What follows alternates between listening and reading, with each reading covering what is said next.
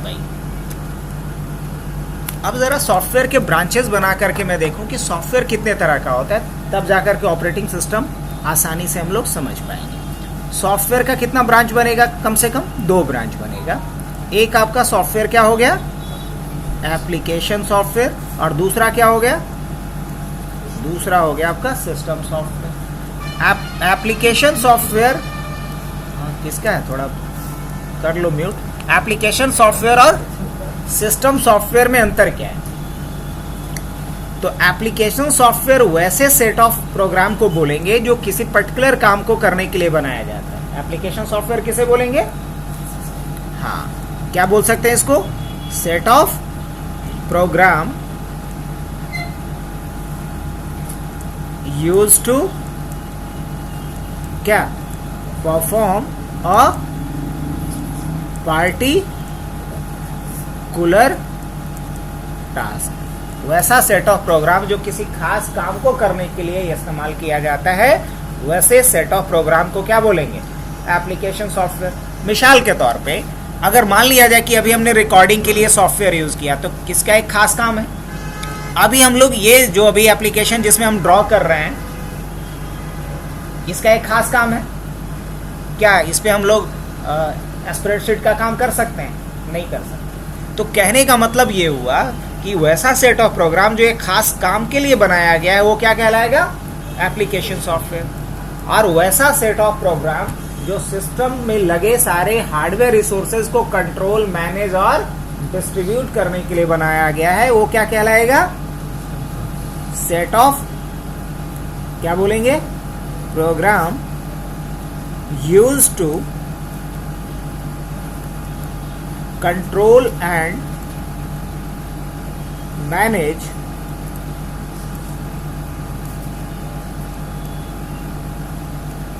Hardware resources that are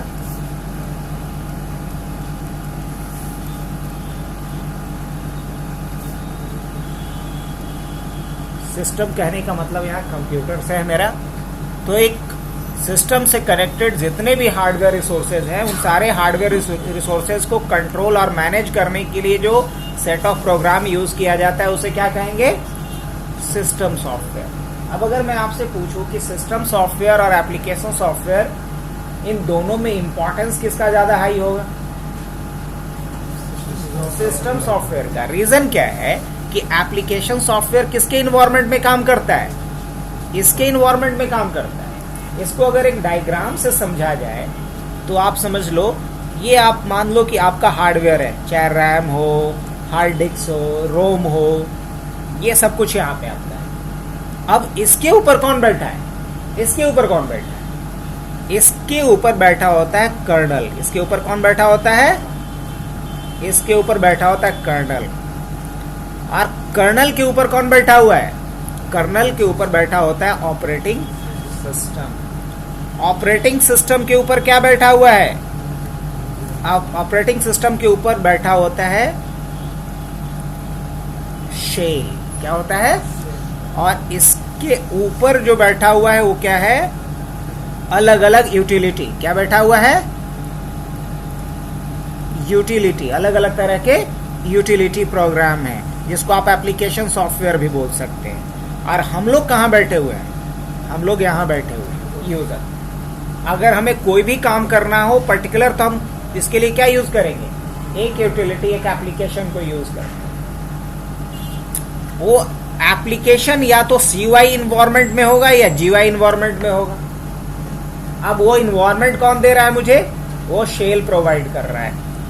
अब shell किससे interact कर रहा है? ऑपरेटिंग सिस्टम से। ऑपरेटिंग सिस्टम किसको आदेश दे रहा है? कर्नल को।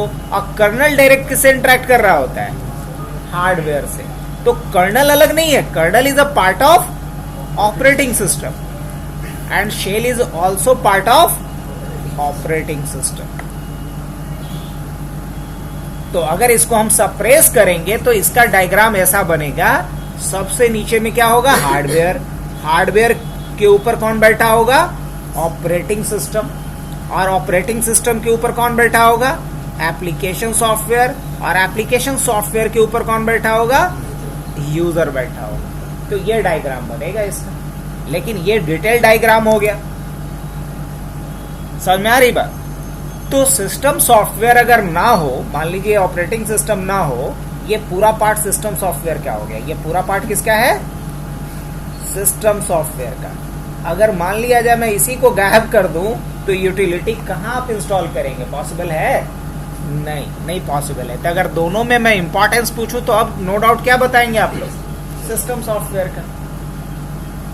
होपफुली यहां तक तो बातें समझ में आ रही होंगी कि सिस्टम सॉफ्टवेयर क्या होता है, सॉफ्टवेयर क्या होता है। अब आते हैं सिस्टम सॉफ्टवेयर के टाइप के ऊपर। सिस्टम सॉफ्टवेयर का भी दो टाइप होता है, चेंज करें। सिस्टम सॉफ्टवेयर का भी दो टाइप होता है।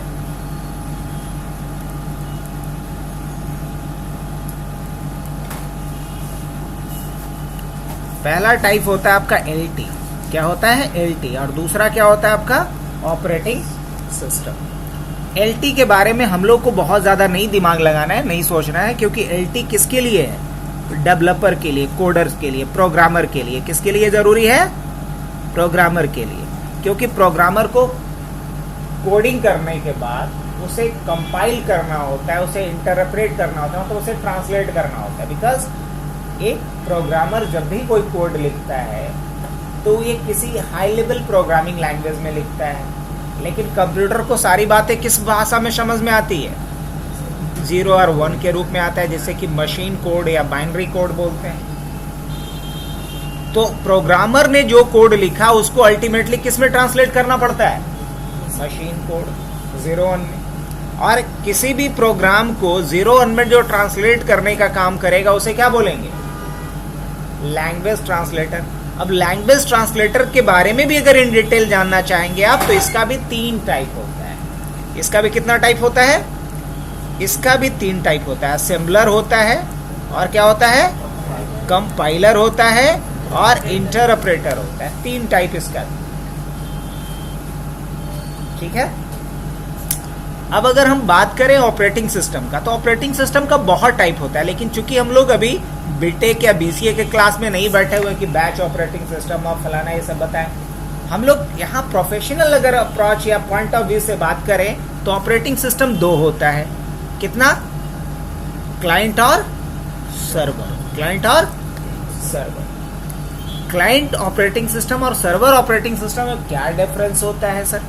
डिफरेंस ये होता है कि अगर मान लिया जाए कि एक सिस्टम है मेरा, और यहाँ पे हमने क्लाइंट ओएस डाल के रखा है। क्या रखा है? यहाँ क्लाइंट ओएस हमने इंस्टॉल करके रखा है, और मैं चाहता हूँ कि ये जो 2 मशीन और है वो नेटवर्क में कनेक्टेड है इसके साथ, और मैं चाह रहा हूँ कि यहाँ से कोई भी सर्विस इसे प्रोवाइड करूँ। क्या करूँ?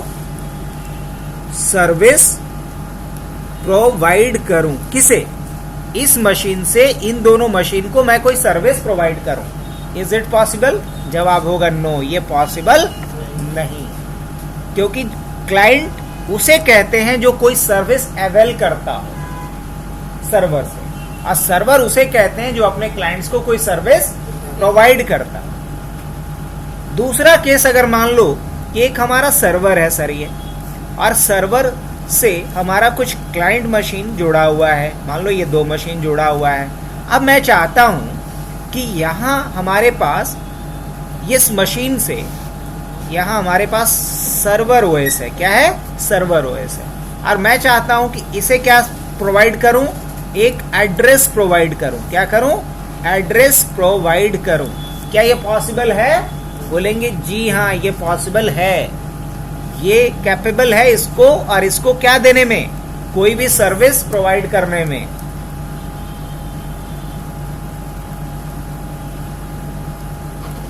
कोई भी सर्विस प्रोवाइड करने में कैपेबल है। तो सर्वर उसे कहते हैं जो अपने क्लाइंट को कोई भी सर्विस, कोई भी फीचर्स सर्व करता हो, प्रोवाइड करता हो। और क्लाइंट उसे कहते हैं जो सिर्फ सर्विस को अवेल करता है, यूज करता है। अब ऑपरेटिंग सिस्टम का 2 टाइप हमने बताया। अब इसमें क्या आता है? तो आप लोग ये भी सुने होंगे कि ऑपरेटिंग सिस्टम बनाने वाली बहुत सारी कंपनी, अगर सबसे पुरानी कंपनी और बड़ी कंपनी की बात करें तो आपने सुना होगा यूनिक्स का नाम। सुना है कि नहीं? बिल्कुल सुना होगा। उसके बाद बात करते हैं तो माइक्रोसॉफ्ट एक बड़ा नाम है। इसके बाद आपने नाम सुना होगा एप्पल का, क्या नहीं? तो एप्पल का। इसके बाद आपने नाम सुना होगा सन माइक्रोसिस्टम का, क्या? सन माइक्रोसिस्टम का। अब और भी बहुत सारे प्लेयर आ गए हैं, जैसे VMware भी आ गया है, उसका भी ऑपरेटिंग सिस्टम आता है। लेकिन अगर बड़े प्लेयर्स की बात करें तो उस बड़े प्लेयर में एक तो यूनिक्स था, फिर आपका रेड हैट आ गया, रेड हैट, उसके बाद आ गया माइक्रोसॉफ्ट, एप्पल का तो आता ही है। इसके अलावा सन माइक्रोसिस्टम का सोलारिस हो गया। तो ये बड़े प्लेयर हैं जो कि ऑपरेटिंग सिस्टम बनाती है, करेक्ट। अब अगर हम बड़े वेंडर्स की बात करें तो 3 बड़े वेंडर हैं जिसका कि ऑपरेटिंग सिस्टम वर्ल्ड वाइड सारे डिवाइसेस में यूज होता है। अब अगर हम 3 बड़े वेंडर्स की बात करें तो बड़े वेंडर में पहला वेंडर क्या है? चलिए जिसको देख करके हम लोग सीखे हैं, क्या नाम है? माइक्रोसॉफ्ट। अब माइक्रोसॉफ्ट क्लाइंट के लिए अलग ऑपरेटिंग सिस्टम बनाती है और सर्वर के लिए अलग बनाती है। अब अगर क्लाइंट की बात करें तो 95 से लेके 98 लेकर के अगर चलें, XP लेके चलें, विस्टा लेके चलें, ये सब नाम आपने सुना भी होगा और कुछ लोगों ने यूज भी किया होगा। विंडोज 7 लेके चलें, विंडोज 8 लेके चलें, विंडोज 10 लेके चलें, और लेटेस्ट में क्या यूज कर रहे हैं हम लोग? 11 यूज करें। ये सब क्या है? क्लाइंट ऑपरेटिंग सिस्टम है माइक्रोसॉफ्ट का। और ये किसका वर्जन में लिख रहा हूं? सब विंडोज का। सर्वर की अगर हम बात करें तो इसका सर्वर का इतिहास शुरू होता है विंडोज NT से। कहां से? NT से। NT के बाद आया था 2K के, मतलब तो जानते ही होंगे, 1000, फिर आया 2003, फिर आया 2008, फिर आया 2012, फिर आपका आया 2016, फिर आपका आया 2019, फिर आया 2022। आगे आएगा तो कुछ नहीं कहा जा सकता, बट अभी तक का जो अपडेट है कि सर्वर का 2022 तक का वर्जन अवेलेबल है। दूसरा जो बड़ा प्लेयर है जिसका कि ऑपरेटिंग सिस्टम ज्यादा यूज होता है हर जगह पे, उस कंपनी का नाम क्या है? क्या नाम है? Red hat. क्या नाम है? Red hat. अब आप लोग ये भी सोच रहे होंगे, एक सवाल हमारे मन में भी आता था कि लाइनेक्स जब फ्री है तो फिर लाइनेक्स का लाइसेंस क्यों लेना पड़ेगा? तो एक ऑर्गेनाइजेशन है जो लाइनेक्स का सपोर्ट प्रोवाइड करती है। अगर आपको उसका सपोर्ट चाहिए तो आपको उससे क्या लेना पड़ेगा? रजिस्ट्रेशन लेना पड़ेगा, लाइसेंस लेना पड़ेगा। अगर आपको सपोर्ट नहीं चाहिए तो कोई ज़रूरी नहीं है उसका लाइसेंस लेने का। विंडोज़ की तरह नहीं है कि अगर हमने लाइसेंस नहीं लिया है तो माइक्रोसॉफ्ट क्लेम कर देगा तो हमको पेनल्टी देना पड़ेगा। लाइनेक्स का तब हमें रजिस्ट्रेशन लेना पड़ेगा जब हमें उससे सपोर्ट चाहिए। अगर सपोर्ट नहीं चाहिए तो लीगली हमें उसका लाइसेंस लेने की ज़रूरत नहीं। खैर ये अलग पॉइंट बनेगा, आइए अभी पहले ये देखते हैं।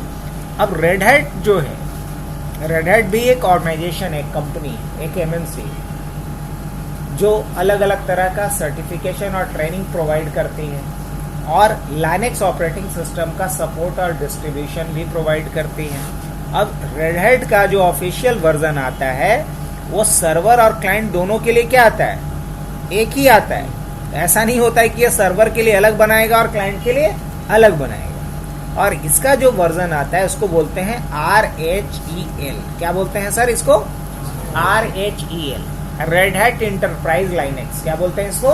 Red hat enterprise Linux. इसका जो सबसे पॉपुलर वर्जन रहा था कभी वो RHEL 5 रहा था। आज भी इंडस्ट्री में यूज होता है, इतना स्टेबल और ये लाइट वेट था। अब दूसरा जो अगर बात करें RHEL 6 आया, उतना चला नहीं है क्योंकि 6 जब तक चलता लोग इसको अडॉप्ट करते तब तक 7 आ गया। अब बात यहीं पे नहीं रुकी है, कंपनी को तो रेवेन्यू चाहिए, इसने RHEL 8 भी ला दिया। इतना ही पे बात रुक जाता तो भी ठीक था। RHEL 9 भी आ चुका है मार्केट। कुछ कुछ फीचर्स अपडेट करती गई कंपनी और नया प्रोडक्ट लॉन्च करते गई। लेकिन अगर मुझे RHEL 7 का नॉलेज है तो हम 8, 9 सब पे काम कर लेंगे, बस कुछ फीचर्स इसमें और कुछ इंटरफेस को इनहेंस किया गया। तो ये भी समझ में आ रहा है। और हम लोग पढ़ते किसको हैं?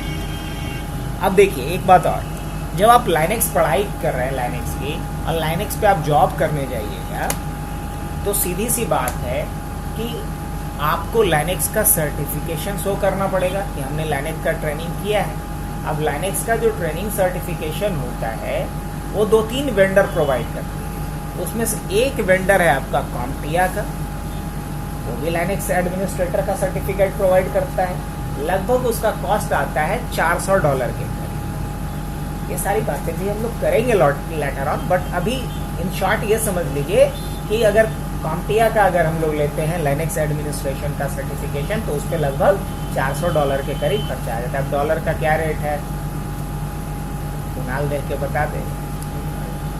अब उसके अलावा अगर हम दूसरे वेंडर की बात करें जो सबसे पॉपुलर है वो है रेड हैट का। दूसरा जो सबसे पॉपुलर है या वेल नोन, अगर कोई भी बोलता है कि हम लाइनेक्स एडमिनिस्ट्रेटर के रूप में काम करना चाह रहे हैं, लाइनेक्स डेवऑप्स इंजीनियर के रूप में काम करना चाह रहे हैं, तो लोगों के दिमाग में पहला ख्याल किस कंपनी का आता है? रेड हैट कंपनी का आता है। तो रेड हैट का अलग अलग सर्टिफिकेशन होता है, वो भी मैं अभी दिखाऊंगा लाइव आपको। अब इसमें जो बेसिक लेवल का सर्टिफिकेशन होता है उसको बोलते हैं RHCSA। क्या बोला जाता है? RHCSA। इसका मतलब होता है red hat certified system administrator. Red hat certified system administrator ये फर्स्ट लेवल का सर्टिफिकेशन होता है इसका। इसका भी अगर कॉस्ट देखा जाए तो लगभग 18-19 हजार के करीब इसका कॉस्ट आता था। अगर अभी अपडेट किया होगा तो देख लेंगे, क्योंकि ये सारा चीज क्या है? इंटरनेशनल सर्टिफिकेशन है जो पूरे दुनिया में एक समान वैलिड है और इसका कॉस्ट हर जगह एक ही है। यानी कि यहाँ देंगे तो अलग, USA में देंगे तो अलग। इसका जो सेकंड लेवल का सर्टिफिकेशन होता है, मतलब इससे ऊपर लेवल का, वो होता है आपका RHCE। क्या होता है? RHCE, जिसका मतलब होता है red hat certified engineer. Red hat certified engineer. यहाँ जो हम लोग पढ़ते हैं, अगर मैं बात करूं तो आप समझ लीजिए कि लाइनेक्स का अगर कोई एक सिंगल मशीन है, अब इसका जो मैनेजमेंट होता है, अब इसका मैनेजमेंट क्या होगा सर? तो अगर ये लाइनेक्स का मशीन है तो इसमें हमें कोई सॉफ्टवेयर इंस्टॉल करना है, कोई डेटा बैकअप करना है, कोई डेटा अगर डिलीट हो गया रिकवर करके देना है, अगर मुझे यहाँ पे रेड 5 हार्ड डिस्क को मैनेज करना है, हमें यहाँ पे LVM वॉल्यूम को मैनेज करना है, अगर हमें यहाँ कोई टास्क को शेड्यूल करना है, हमें यहाँ कोई फाइल परमिशन सेट करना है, हमें कोई SCL कॉन्फ़िगर करना है, मतलब ये, क्योंकि अभी हम बोलेंगे बाउंस मारेगा निकलेगा पूरा। इन शॉर्ट एक पंच लाइन याद रखना है, ये अगर सिंगल मशीन है लाइनेक्स का और सिंगल मशीन जो लाइनेक्स का है उससे रिलेटेड जितना काम होगा, जितना भी मैनेजमेंट होगा, जो भी एडमिनिस्ट्रेशन के लिए कमांड और स्क्रिप्ट हम लोग को पढ़ना होगा, वो सब किसके अंतर्गत आएगा? सिंगल लाइनेक्स मशीन को मैनेज करने के लिए, कंट्रोल करने के लिए जो कोर्स डिजाइन किया है रेड हैट नाम की कंपनी ने, उसका नाम क्या रखा है? RHCSA रखा है। RHCSA रखा है। लेकिन अगर मान लिया जाए कि क्या किया गया, यहां पे अगर मान लीजिए कि हमारे पास मल्टीपल डिवाइसेस है, तो छोटकी लाए हैं क्या जी? है? अच्छा नहीं है, कभी आप ही लगता है दिए थे। अच्छा कोई नहीं है, बी टाइप का नहीं है किसी के पास, इसको निकाल देंगे तो ये दिक्कत है, ये डिस्चार्ज हो। अच्छा चलिए कोई नहीं, भली समझिए, फिर इसको हम ड्रॉ कर लेते हैं पेंट ब्रश में। तब तक इसको चार्ज में लगा दें क्या? थोड़ी देर चार्ज हो जाएगा तो काम फिर कर लेते हैं।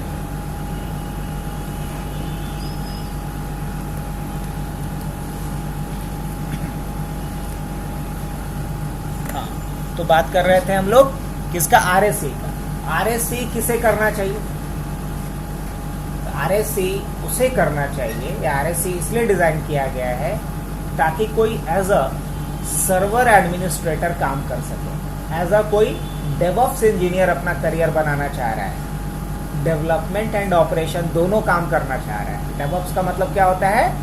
डेवलपमेंट एंड ऑपरेशन, मतलब हमको कुछ नया बनाना है, डेवलप करना है तो भी कर सकें, और अगर मुझे कुछ मैनेज करना है, कुछ डिप्लॉय करना है, ट्रबल शूट करना है, वो भी कर सकें।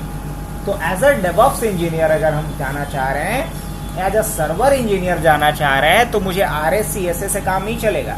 हमको नेटवर्क का और नेटवर्क में जितने सर्वर होते हैं उसका नॉलेज चाहिए। अब एक बड़ा सा एग्जांपल है सर, आज के डेट में कोई भी एक छोटा सा दुकानदार है, वो भी अपना क्या बनवाता है? वेबसाइट।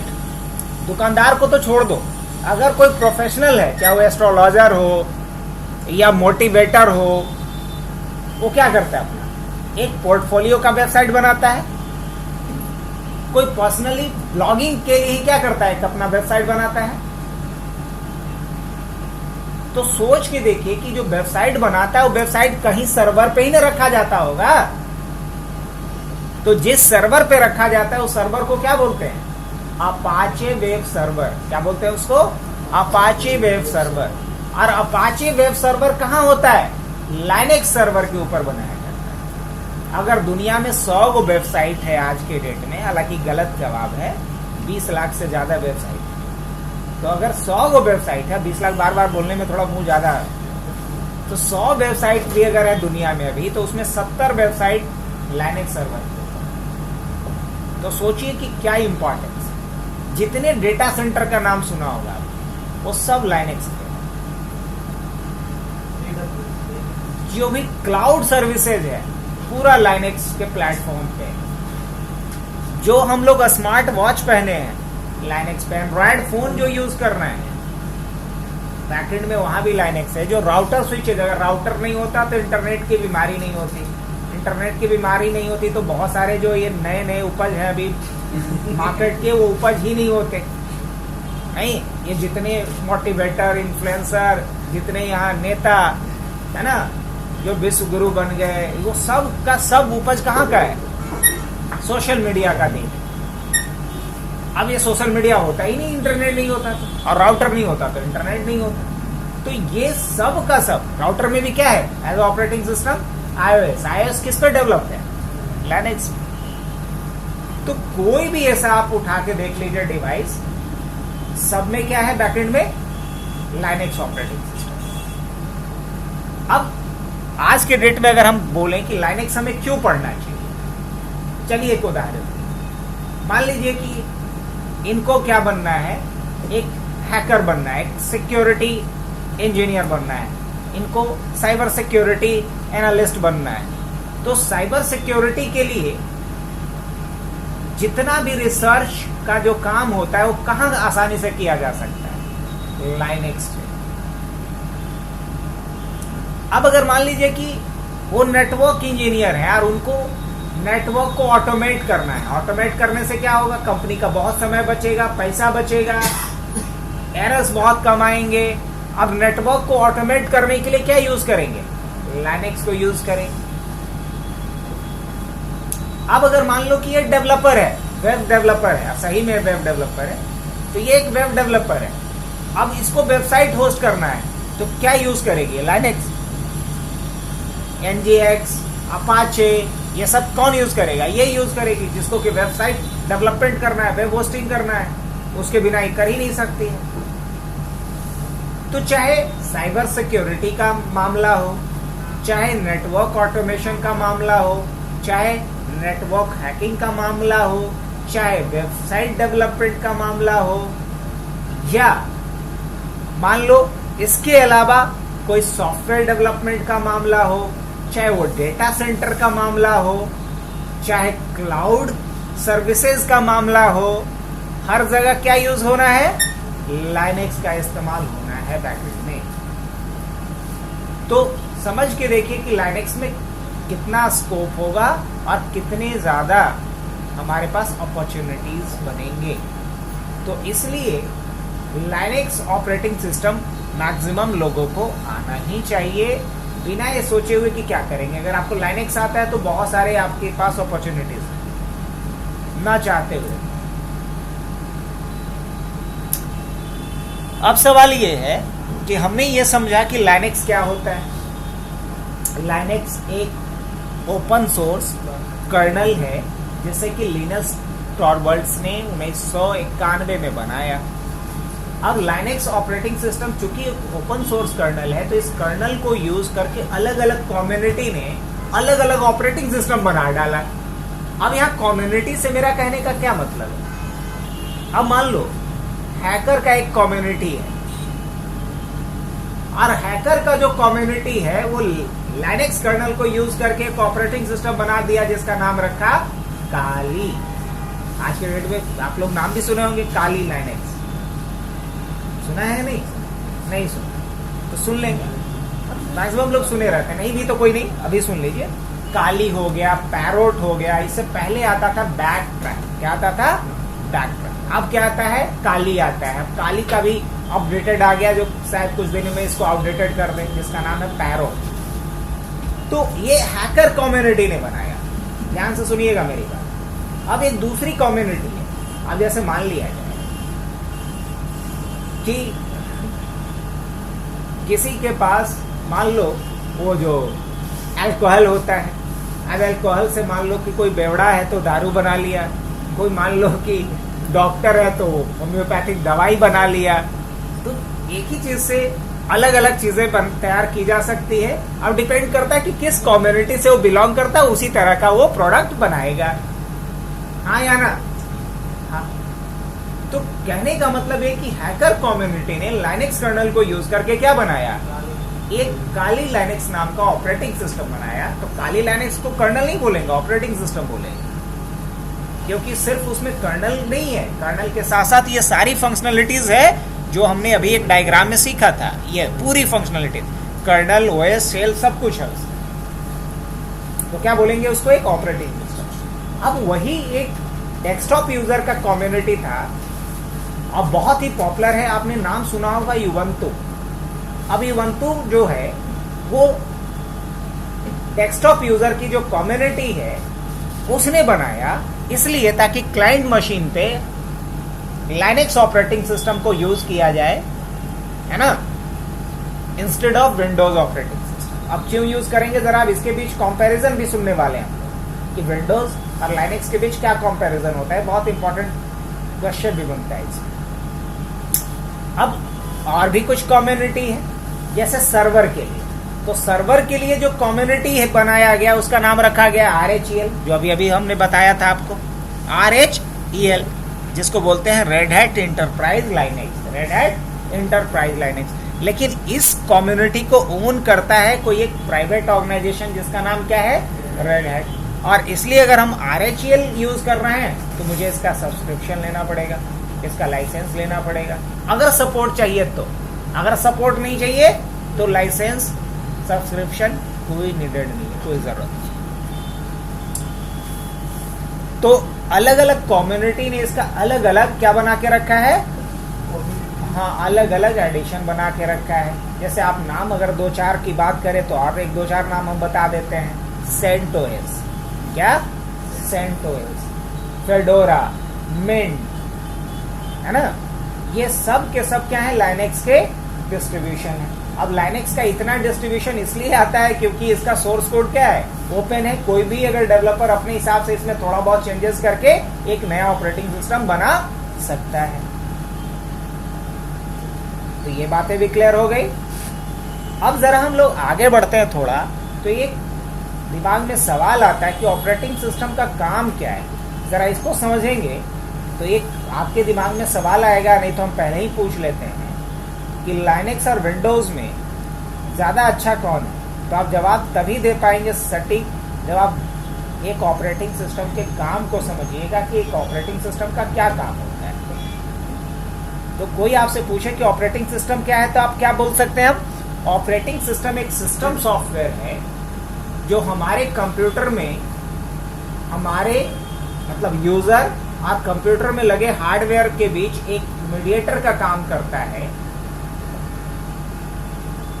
जो यूजर को एक इंटरफेस प्रोवाइड करता है, जिस इंटरफेस पे यूजर अपना कोई भी खास काम को कंप्यूटर से करवा सके। तो इसको और आसान भाषा में ये भी बोला जा सकता है कि ऑपरेटिंग सिस्टम बिल्कुल वैसे ही काम करता है जो एक स्टेट या एक कंट्री में गवर्नमेंट का काम होता है।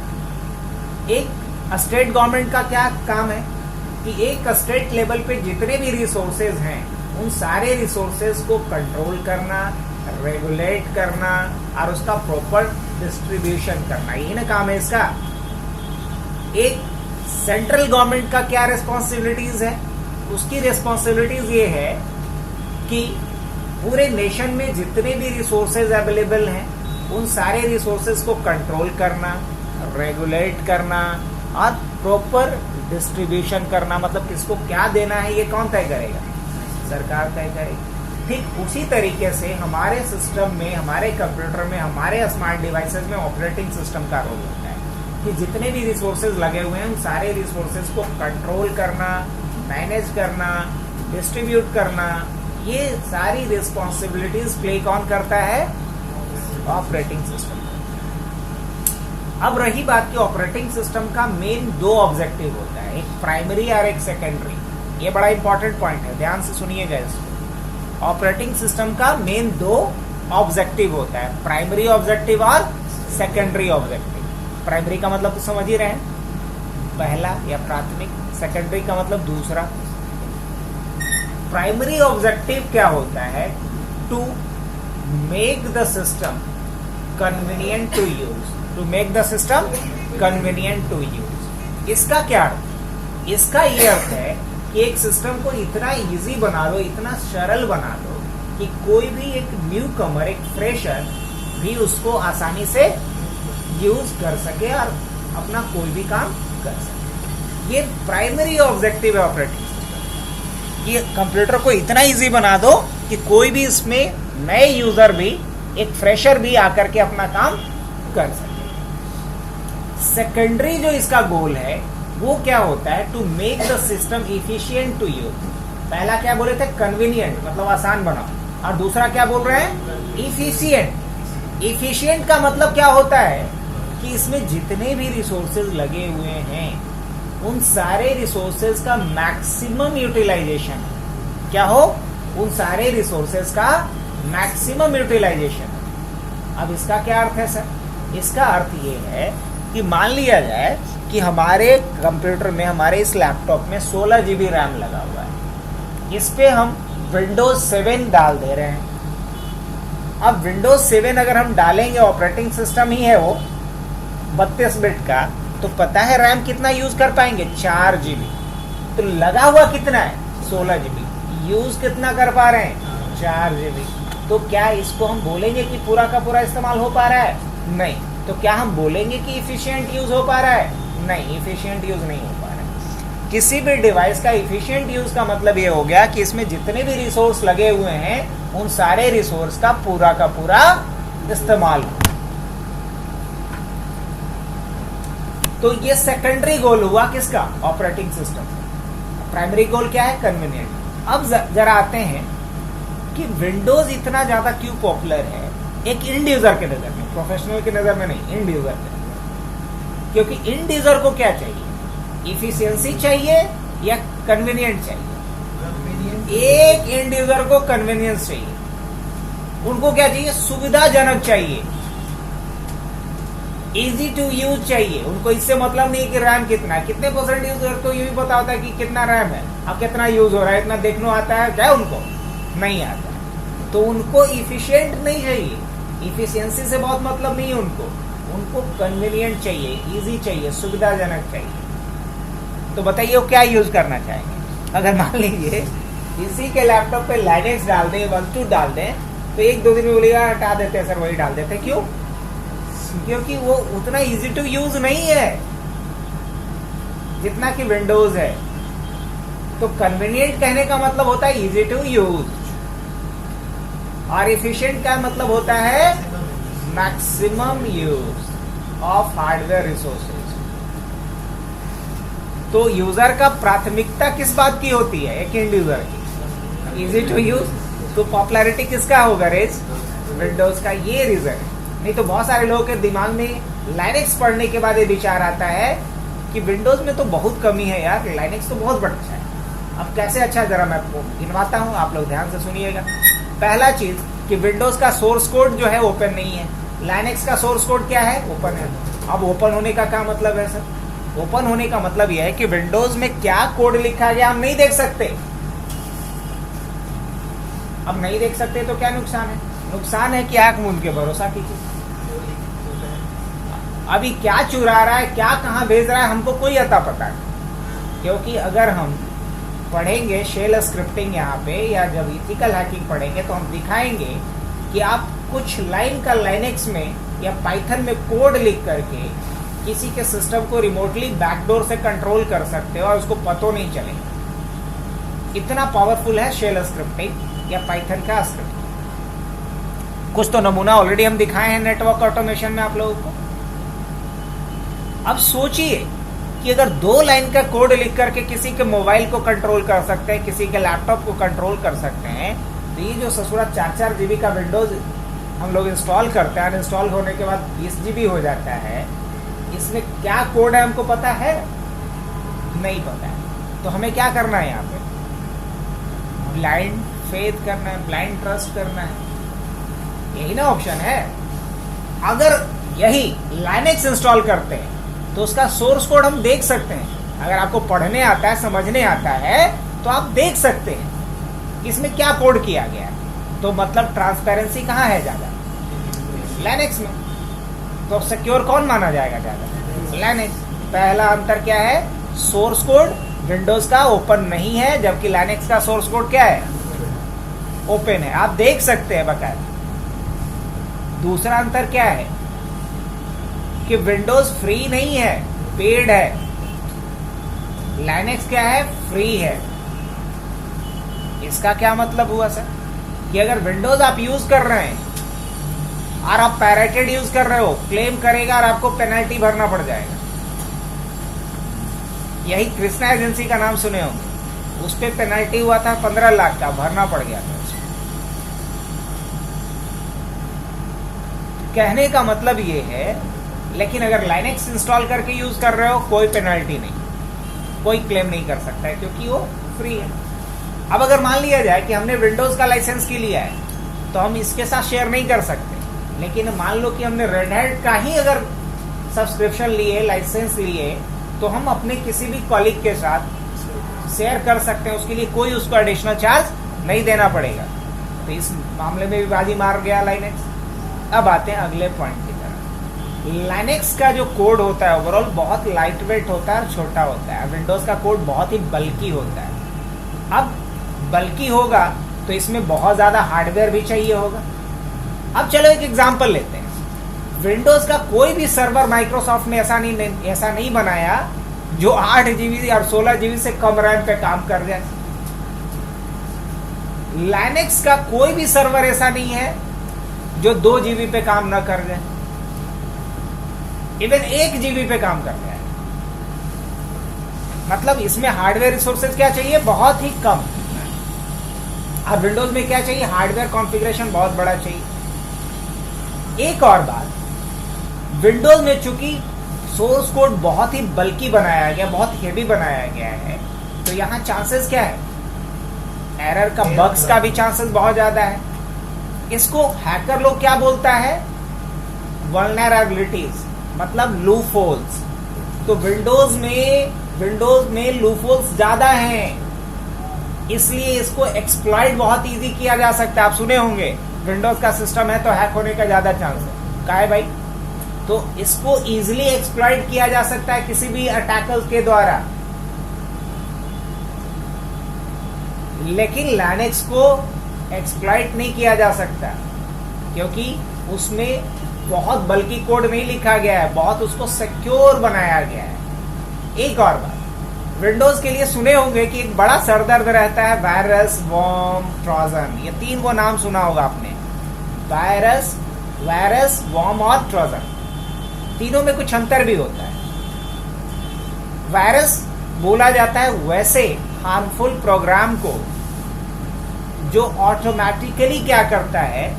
एग्जीक्यूट होता है और हमारे सिस्टम में जो भी रिसोर्सेज हैं, फाइल, फोल्डर, एप्लीकेशन, डेटा, उसको क्या करता है? वो या तो डिलीट कर देगा क्या उसका फॉर्मेट ही बदल देगा, या उसको इनक्रिप्ट कर देगा, उसे लॉक कर देगा, उसे हाइड कर देगा?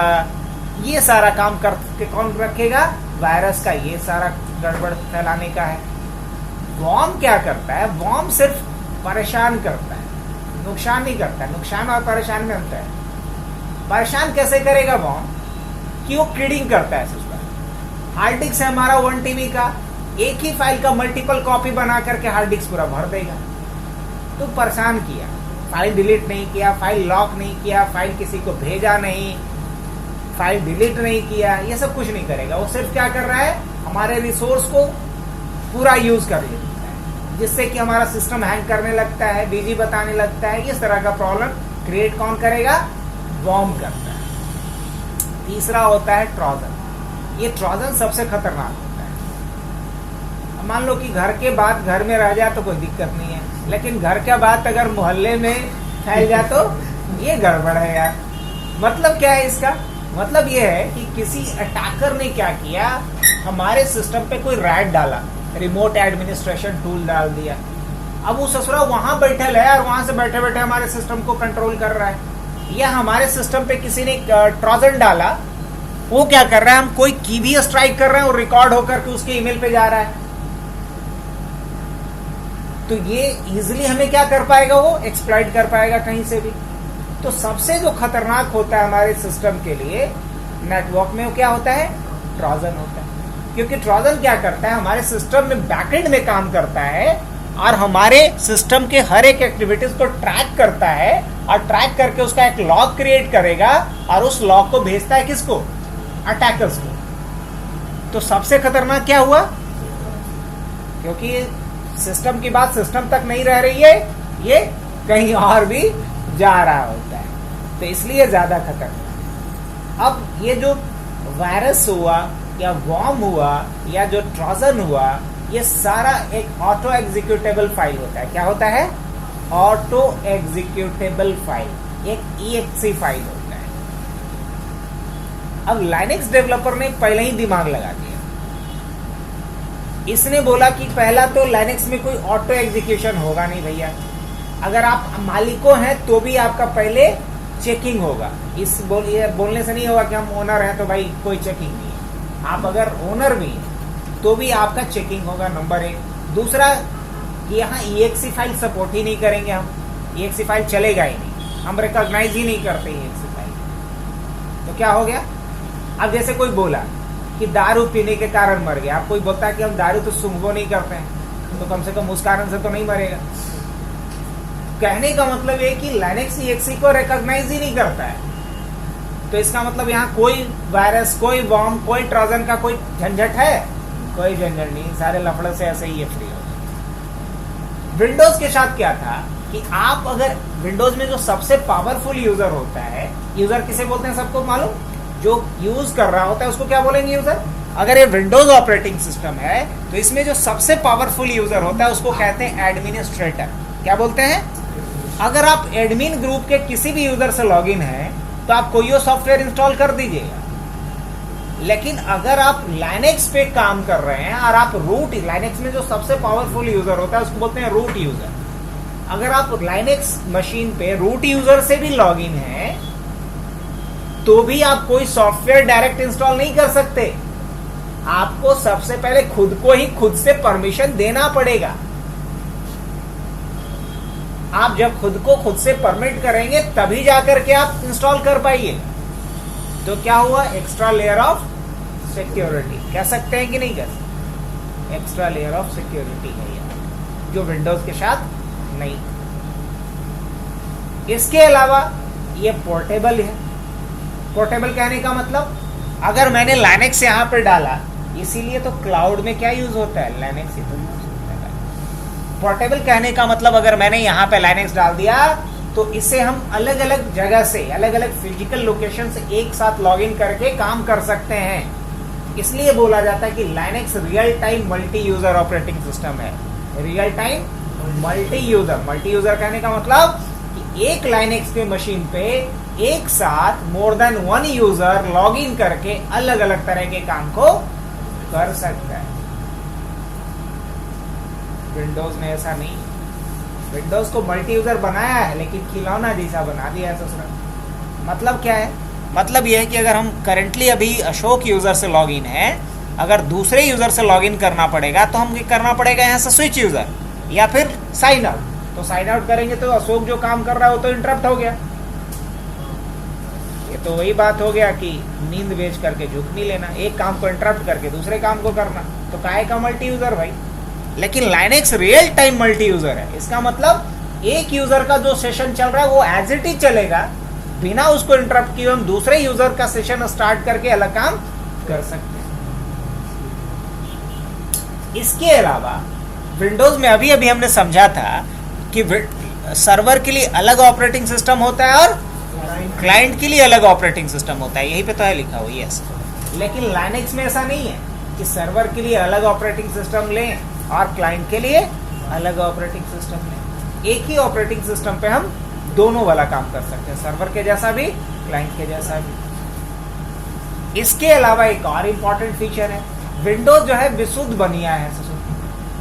वो हर काम के लिए क्या करेगा? पैसा मांगेगा। ऐसे उसे भी बड़ा भी है एप्पल, उससे भी बड़ा है। अब विंडोज के साथ क्या है कि मान लो कि विंडोज सर्वर एक मैंने परचेज करा, अब हम अपनी कंपनी में क्या कर रहे हैं? वेब होस्टिंग का काम हम शुरू कर रहे हैं, वेब होस्टिंग का सर्विस प्रोवाइड कर रहे हैं। वेब होस्टिंग का मतलब ये होता है कि अगर कोई वेंडर है, जैसे वेब होस्टिंग प्रोवाइड करने वाली कंपनी के नाम बताएं तो शायद आप लोग जानते होंगे होस्टिंगर का नाम, सुने हैं कि नहीं सुने? होस्टिंगर का तो क्या है? वेब होस्टिंग प्रोवाइड करने वाली एक कंपनी है। इसका क्या मतलब? इसका मतलब है कि मैंने अगर अपना कोई एक वेबसाइट बनाया, मैं चाहता हूँ कि उस वेबसाइट को लाइव करूँ, तो हमें उस वेबसाइट को किसी न किसी सर्वर पे ही ना रखना पड़ेगा मतलब होस्ट करना पड़ेगा। अब अगर होस्ट करना है तो या तो खुद का हम सर्वर बनाएं या ऑलरेडी किसी का वेब सर्वर है तो उसमें हम जगह ले लें, स्पेस जिसको बोलते हैं वेब स्पेस, तो परचेज करें और तब हम अपने वेबसाइट को लाइव कर सकते हैं। हाँ कि ना? अब अगर मान लो कोई भी बंदा, थोड़ा इसको समझना, यह टेक्निकल पॉइंट है थोड़ा, कि अगर कोई बंदा अपना वेबसाइट बनाया है, वेबसाइट लाइव किया है, तो उसके कुछ क्लाइंट्स होंगे, कस्टमर होंगे। अगर वो कंपनी चला रहा है तो उसके कुछ एम्प्लॉई होंगे। तो उन एम्प्लॉई का या अपने स्टूडेंट्स का या अपने क्लाइंट्स का वो ईमेल आईडी भी प्रोवाइड करेगा, तो ईमेल सर्विस भी देना पड़ेगा उसको। तो ईमेल सर्विस देने के लिए अगर हमारा विंडोज़ का वेब सर्वर हमने बनाया है और ईमेल सर्विस भी हम देना चाह रहे हैं वेब सर्विस के साथ साथ, तो हमें एक अलग से एप्लीकेशन खरीदना पड़ेगा जिसका नाम है एक्सचेंज। क्या नाम है? एक्सचेंज। मतलब कर दिया ना यहाँ बनिया वाला हिसाब, उसको अलग से पैसा फिर चाहिए। लेकिन अगर लाइनेक्स की बात करें हम, तो इसमें फ्री ऑफ कॉस्ट मुझे ईमेल सर्विस भी मिल जाता है, जिसको हम लोग पढ़ेंगे पोस्ट फिक्स के नाम से। किस नाम से पढ़ेंगे? पोस्ट फिक्स के नाम से। लाइनेक्स इजी टू यूज नहीं है, जस्ट लाइक विंडोज। बाकी हर मैटर में लाइनेक्स क्या है? Far better. अब इजी टू यूज नहीं है इसलिए लोग इजीली अडॉप्ट नहीं करते हैं उसको। हाँ, लेकिन प्रोफेशनल लोग लाइनेक्स को ही प्रेफर करते हैं क्योंकि वो सिक्योर है, रिलायबल है, पोर्टेबल है, लाइट वेट है। अब हर मैटर में अगर देखेंगे तो बेहतर है। अब रही बात कि लाइनेक्स का कहाँ कहाँ यूजेस हैं, तो अगर मैं बात करूं, सबसे बड़ा यूज साइबर सिक्योरिटी, सबसे बड़ा यूज ऑटोमेशन, सबसे बड़ा यूज क्लाउड सर्विसेज। जितने भी क्लाउड सर्विसेज प्रोवाइड करने वाली कंपनी है, डेवऑप्स बहुत इमर्जिंग फील्ड है आज के डेट में। अगर कोई अच्छा पैकेज आता है 12, 15, 20 लाख तो डेवऑप्स की तरफ जाए। डेवऑप्स का मतलब ये होता है कि वैसा बंदा जिसको मैनेजमेंटो आता है और कोडिंगो आता है, इसीलिए डेवऑप्स का मतलब होता है डेवलपमेंट विथ मैनेजमेंट, है ना, ऑपरेशन। तो डेवऑप्स, तो डेवऑप्स के लिए भी क्या चाहिए? लाइनेक्स चाहिए। डेटा सेंटर के लिए भी लाइनेक्स चाहिए, वेब डेवलपमेंट के लिए भी लाइनेक्स चाहिए। तो लाइनेक्स अलग अलग डोमेन में इस्तेमाल होता है। तो चीजें क्लियर हैं कि कोई डाउट? अब आगे बढ़ा जाए थोड़ा। तो सबसे पहला दिमाग में सवाल तो यही आता है कि लाइनेक्स है क्या? What is Linux? तो इसका जवाब क्या मिल जाएगा कि लाइनेक्स क्या है? एक open source Unix like operating system है जो लाइनेक्स कर्नल पे बेस्ड है और इसको फर्स्ट ऑफ ऑल कब रिलीज किया गया था? 17 सितंबर 1991 को बाय लिनस टॉर्वाल्ड्स। ये तो इसका हिस्ट्री वाले पार्ट है, ये चीज़ देख लेना है यहाँ पे। तो लाइनक्स है क्या, वो चीज़ें तो समझ में आ गई। अब आज के डेट में अगर हम बात करें कि लाइनक्स और अगर विंडोज़ को कंपेयर करें, या हम बात करें फीचर्स ऑफ लाइनक्स की, फीचर्स ऑफ लाइनक्स की ऑलरेडी मैं ये सारी बातें बता चुका हूँ आपको। तो बहुत सारे फीचर्स हैं इसके, जैसे पोर्टेबल है, फ्री एंड ओपन सोर्स है, ऑलरेडी ये सारी बातें हो गई है। ये CUI और GUI दोनों इन्वायरमेंट प्रोवाइड करता है ना। लाइट वेट इंफ्रास्ट्रक्चर है, इसमें कोई रिबूट रिक्वायरमेंट नहीं होता है, सर्वर और क्लाइंट दोनों के लिए सिमिलर है। इसमें कोई भी अलग से फीचर्स डालने के लिए मुझे कुछ करने की ज़रूरत नहीं पड़ती है। हाँ, ये बड़ा बहुत अच्छा एक बना के दिया है, मेरे को तो अच्छा लग रहा है। स्टेबल भी है, GUI भी सपोर्ट है, फ्लैक्सिबिलिटी है, पोर्टेबल है, ओपन सोर्स है, फ्री सॉफ्टवेयर है, कोई पैसा देने की ज़रूरत नहीं है, लाइट वेट है, मतलब हार्डवेयर बहुत नहीं है भी चाहिए, एक्सेसिबल अपडेट है, मतलब कोई भी अपडेट चाहिए बस एक लाइन का कमांड लिखिए आपको अपडेट मिल जाएगा, कोई बहुत तामझाम की ज़रूरत नहीं है। सिक्योरिटी के लिए तो कहना ही नहीं है भाई, स्पेशली सिक्योरिटी मतलब Linux. Well defined file system, हाँ ये एक और मजे की बात है, हालांकि ये बाद में हम लोग ज़्यादा डेप्थ में घुसेंगे। वेल डिफाइंड फाइल सिस्टम का मतलब ये है कि लाइनक्स में लिनस महोदय ने बोला कि भाई हम लाइनक्स में सब कुछ को क्या मानेंगे, फाइलें मानेंगे, चाहे वो हार्डवेयर है क्या नहीं हो, कोई हार्ड डिस्क क्यों ना हो, कोई प्रिंटर क्यों ना हो, कोई लैन कार्ड क्यों ना हो, कोई मॉडेम क्यों ना हो, हम सब चीज़ को क्या मानेंगे, फाइल मानेंगे। अब इससे होगा क्या कि यहाँ कंट्रोलिंग, मैनेजमेंट, डिस्ट्रीब्यूशन ये बहुत इजी हो जाएगा। मतलब हम हार्डवेयर को भी सॉफ्टवेयर की तरह ट्रीट कर सकते हैं, जिससे कि पोर्टेबिलिटी क्या होगा, बढ़ जाएगा। अगर हम बात करें स्केलेबल का, तो यहाँ स्केलेबल भी होगा।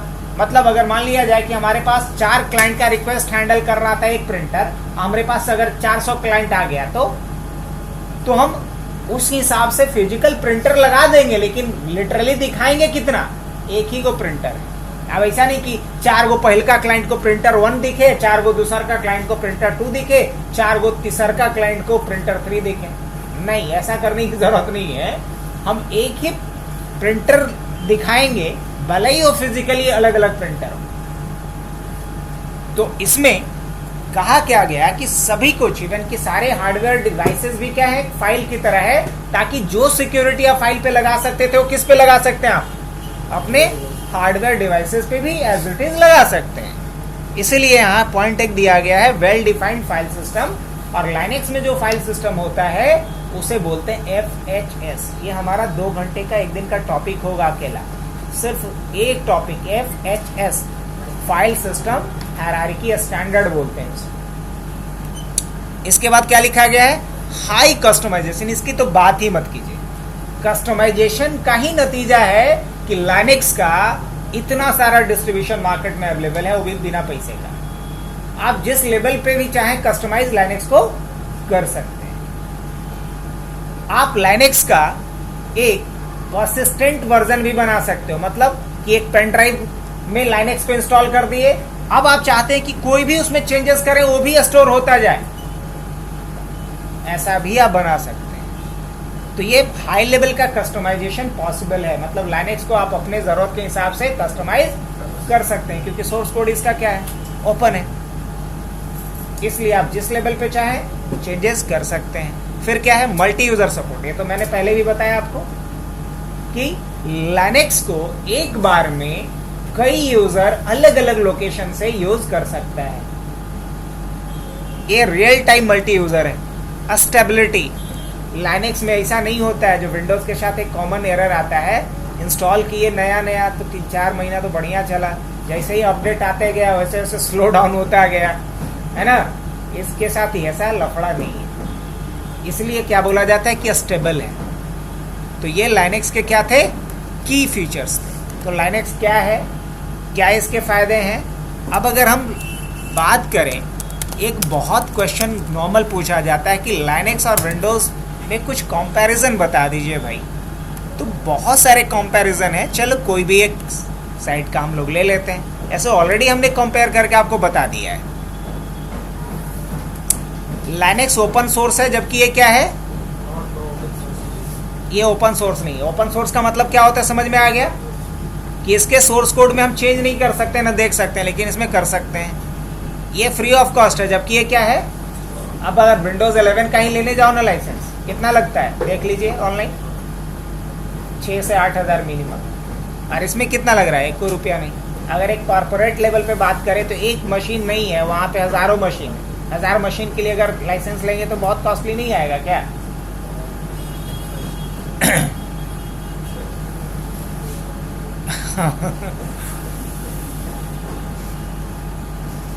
इसका फाइल का नाम क्या होता है, केस सेंसिटिव, और ये क्या होता है, केस सेंसिटिव नहीं होता है इसमें। तो ये तो एक सिक्योरिटी लूप होता है, इसलिए अटैकर्स बहुत इजीली इसको टारगेट करता है।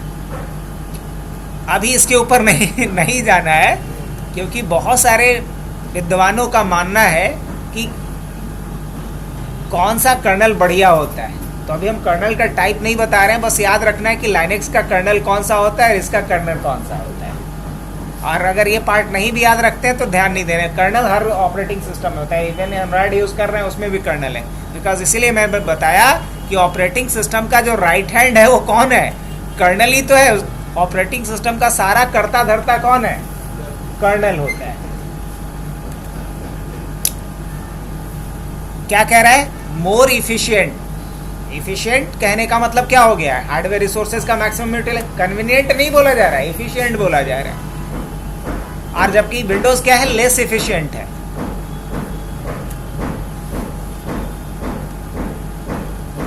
हालांकि ये प्रैक्टिकल पार्ट में समझ में आएगा। विंडोज में हम लोग फॉरवर्ड स्लैश का यूज नहीं करते हैं, बैकवर्ड स्लैश का यूज करते हैं पाथ के लिए। और ये क्या यूज करता है, फॉरवर्ड स्लैश का यूज करता है पाथ के लिए। नहीं समझे? जैसे कि विंडोज में देखिएगा, हमको लिखना है C:, तो हम ये वाला स्लैश देंगे, देख रहे हैं, ऐसे देंगे। विंडोज देख रहे हैं कैसा दिया हुआ है, बैकवर्ड स्लैश। लेकिन अगर इसी को लिखना होगा कहाँ पे, लाइनेक्स में, तो ऐसे देंगे। यही बात ही कह रहा है। ये चीज़ें अभी नहीं समझ में आई तो कोई बात नहीं। अब ये क्या कह रहा है कि लाइनेक्स ज़्यादा सिक्योर है। ऑब्वियसली इस पर तो हम बहुत सारा डिबेट कर चुके हैं। फिर क्या है, ये बात भी हम लोग कर चुके हैं कि हैकर की पहली पसंद क्या है, पहला प्यार क्या है, लाइनेक्स।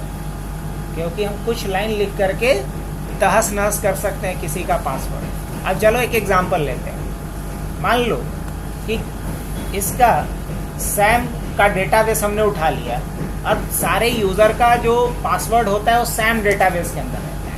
अब लाइनेक्स का अगर मशीन है मेरे पास तो ईजिली हम इसके सैम डेटाबेस को डिक्रिप्ट करके इसका पासवर्ड हम निकाल सकते हैं, बिना चेंज किए हुए पता कर लेंगे कि पासवर्ड क्या लगाएंगे। लेकिन विंडोज़ में ये पॉसिबल ना। तो इसलिए हैकर का पहला पसंद क्या होगा, लाइनेक्स। अब ये सब टेक्निकल बात है, जब प्रैक्टिकल पार्ट में घुसेंगे तो इसके पास कोई कंपैरिजन ऑप्शन नहीं था तो लिख दिया है कि 3 तरह का यूज़र है। रेगुलर यूज़र होता है, रूट यूज़र होता है, सर्विस होता है, यहाँ एडमिनिस्ट्रेटर होता है, स्टैंडर्ड होता है। बट दिमाग में ये रखना है कि 2 तरह का यूज़र अकाउंट होता है। एक यूज़र अकाउंट होता है रेगुलर और एक यूज़र होता है एडमिनिस्ट्रेटिव। तो रेगुलर के पास सिर्फ अपना फाइल बनाना, प्रिंट करना, ईमेल करने का राइट्स होता है। रूट के पास सारा काम करने का राइट्स होता है। यही बात है यहाँ पे बोला कि रूट यूज़र के पास पूरा परमिशन होता है। रूट यूज़र को सुपर यूज़र कहते हैं और यहाँ सुपर यूज़र के जगह पे एडमिनिस्ट्रेटर नाम का यूज़र होता है।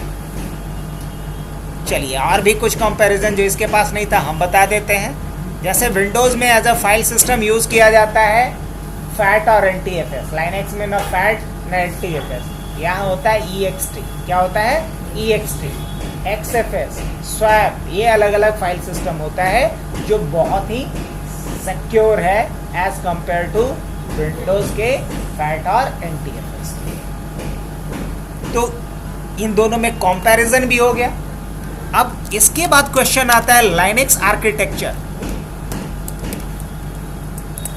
कि लाइनेक्स का क्या आर्किटेक्चर होता है। अब ज़्यादा हम लोग को नहीं जाना, हमें इमेज चाहिए।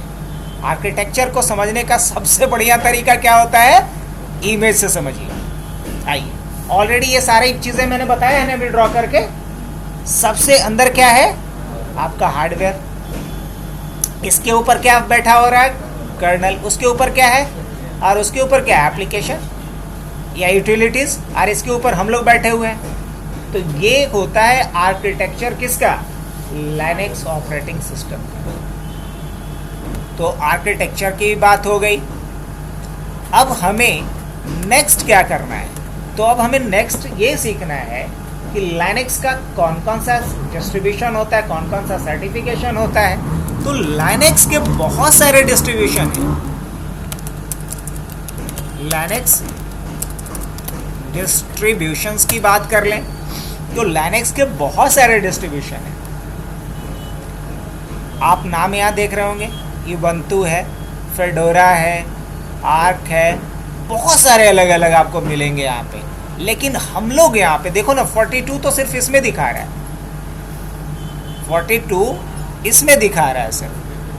देख रहे हैं इतने सारे डिस्ट्रीब्यूशन है, लेकिन इसमें से जो हम लोग यूज़ करेंगे मैं वो बता दे रहा हूँ आपको, या जो सबसे ज़्यादा वर्ल्ड वाइड यूज़ होता है उसकी मैं बात कर रहा हूँ। पहला तो उबंटू। दूसरा जो यूज़ करेंगे वो हम लोग करेंगे RHEL। सबसे ज़्यादा जो यूज़ होता है सर्वर पर्पस से वो क्या होता है? RHEL। Red hat enterprise Linux बोलते हैं। इसके अलावा हम लोग यूज़ करेंगे CentOS। क्या यूज़ करेंगे? CentOS। इसके अलावा हम लोग यूज़ करेंगे काली। क्या यूज़ करेंगे? काली लाइनेक्स। इसके अलावा अगर हम यूज़ करेंगे तो फेडोरा यूज़ करेंगे। इसके अलावा यूज़ करेंगे तो मिंट यूज़ करेंगे। कहाँ गया?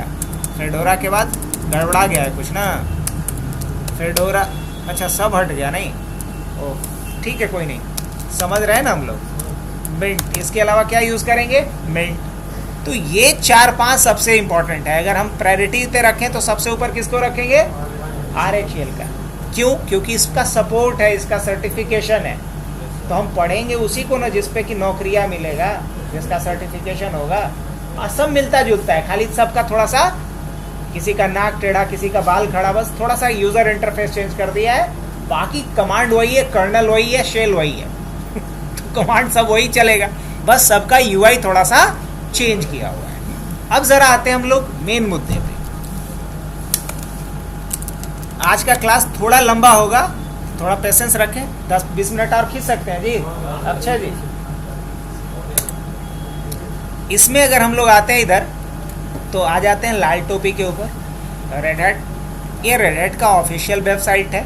यहाँ से नौकरी भी देख सकते हैं, पढ़ाइयों कर सकते हैं, एग्ज़ाम भी बुक कर सकते हैं, सारा चीज़ यहाँ से होता है। यहाँ पे ट्रेनिंग एंड सर्टिफिकेशन दिख रहा है। अगर हम किसी भी MNCs में जॉब के लिए जा रहे हैं तो एक बात आप मान के चलिए कि आपके पास अगर ग्लोबल सर्टिफिकेशन नहीं है तो जॉब करने के बाद ही सही, लेकिन आपको सबमिट करना पड़ेगा। अब जैसे कि all certification, all courses and exam पे क्लिक कर रहे हैं हम। आप देखिए यहाँ पे अलग अलग तरह के कोर्सेज हैं। Red hat system administration part 1, ये सारे इसके क्या है? सर्टिफिकेशन है। इसके कोर्सेज के बारे में आप देख सकते हैं। ये भी अपना बहुत तरह का कोर्स बना दिया है, माइक्रोसॉफ्ट के देखा देखी।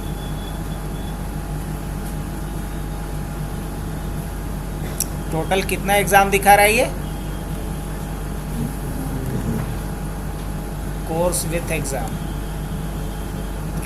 अब इसमें से सर्च करने का भी ऑप्शन दिया है क्या कहीं?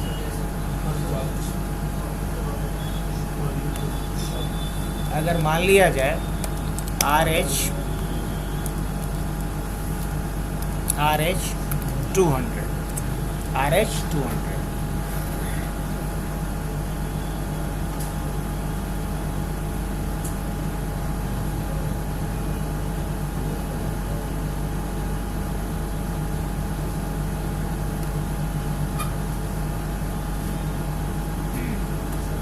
देखिए red hat certified system administrator RS 200 का, और यहाँ पे लिखा हुआ भी होगा रेड हैट RSCSA है लिखा हुआ, तो आप यहाँ पे आ सकते हैं। अब इसके सारे करिकुलम को देख सकते हैं कि इसमें क्या पढ़ा जाता है।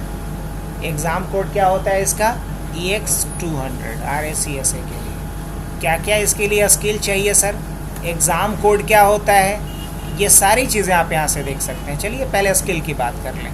तो इसमें क्या कुछ आपके पास स्किल चाहिए वो सारा कुछ यहाँ पे दिखा रहा है। अगर एग्ज़ाम बुक करना है तो एग्ज़ाम आप बुक कर सकते हैं। समझ में आ रही बात।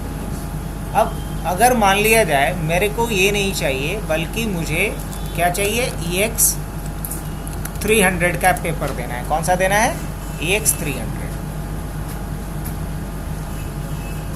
अब EX 300 कहने का क्या मतलब होता है सर, RSCE, यही बताए थे ना।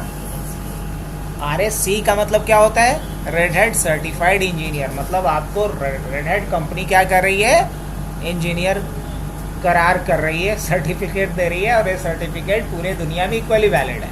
और आप समझ लो कि दो ही एक दूसरे का बहुत क्लोज राइवल है, माइक्रोसॉफ्ट और red hat. Microsoft and user या क्लाइंट साइड पे ज़्यादा उसका मार्केट शेयर है, सर्वर साइड पे ज़्यादा ये इसका किसका शेयर है। अब जैसे कैसे बोलते हैं कि पर्सनल व्हीकल्स के केस में मारुति का मार्केट शेयर ज़्यादा है, लेकिन कॉमर्शियल में टाटा का ज़्यादा है।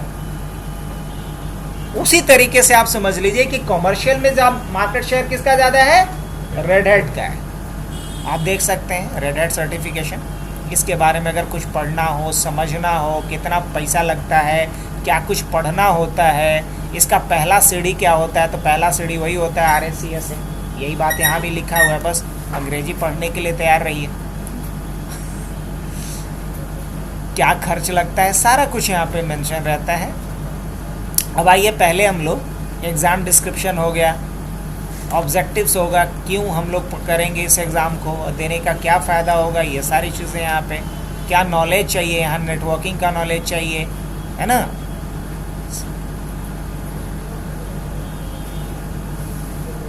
क्या कुछ सर्वर का नॉलेज चाहिए, देख रहे हैं यहाँ पे NTP, SSH, SMTP, NFS, DNS, HTTP, ये सारा सर्वर है, ये सारा कॉन्फ़िगरेशन आपको आना चाहिए। ये क्या कह रहा है, study point for exam.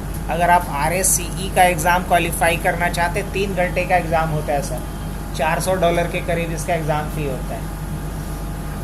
Exam इसका ऑफलाइन मोड में होता है, एग्ज़ाम सेंटर पे प्रॉक्टर आता है, बाकायदा वेरीफाई करता है हर एक चीज़ को।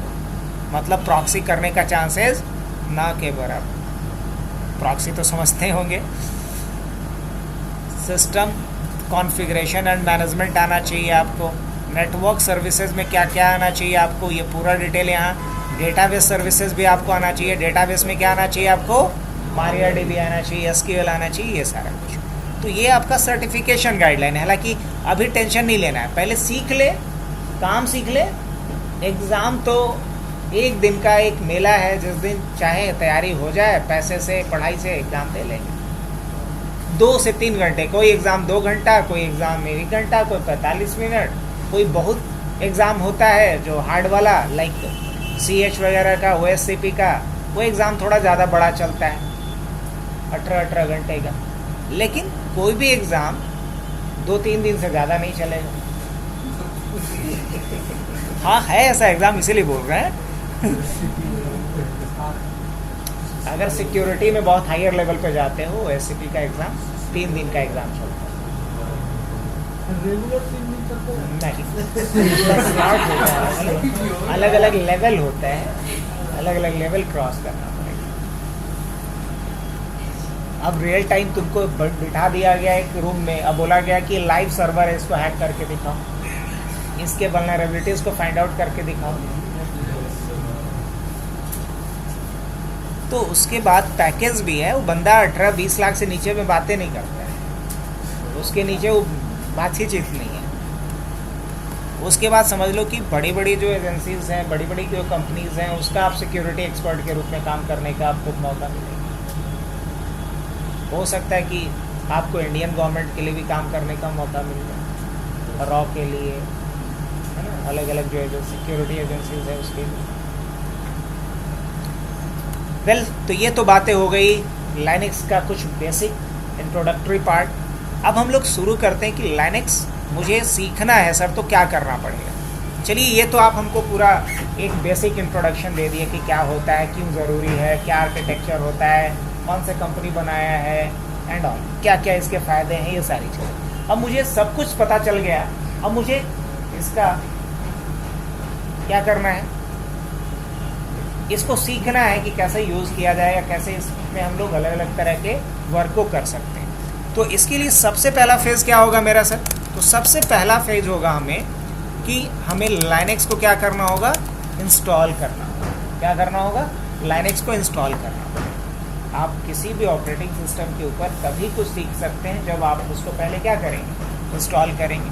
ठीक है सर, हमने इंस्टॉल कर लिया। इंस्टॉल करने के बाद फिर हम क्या सीखना होगा?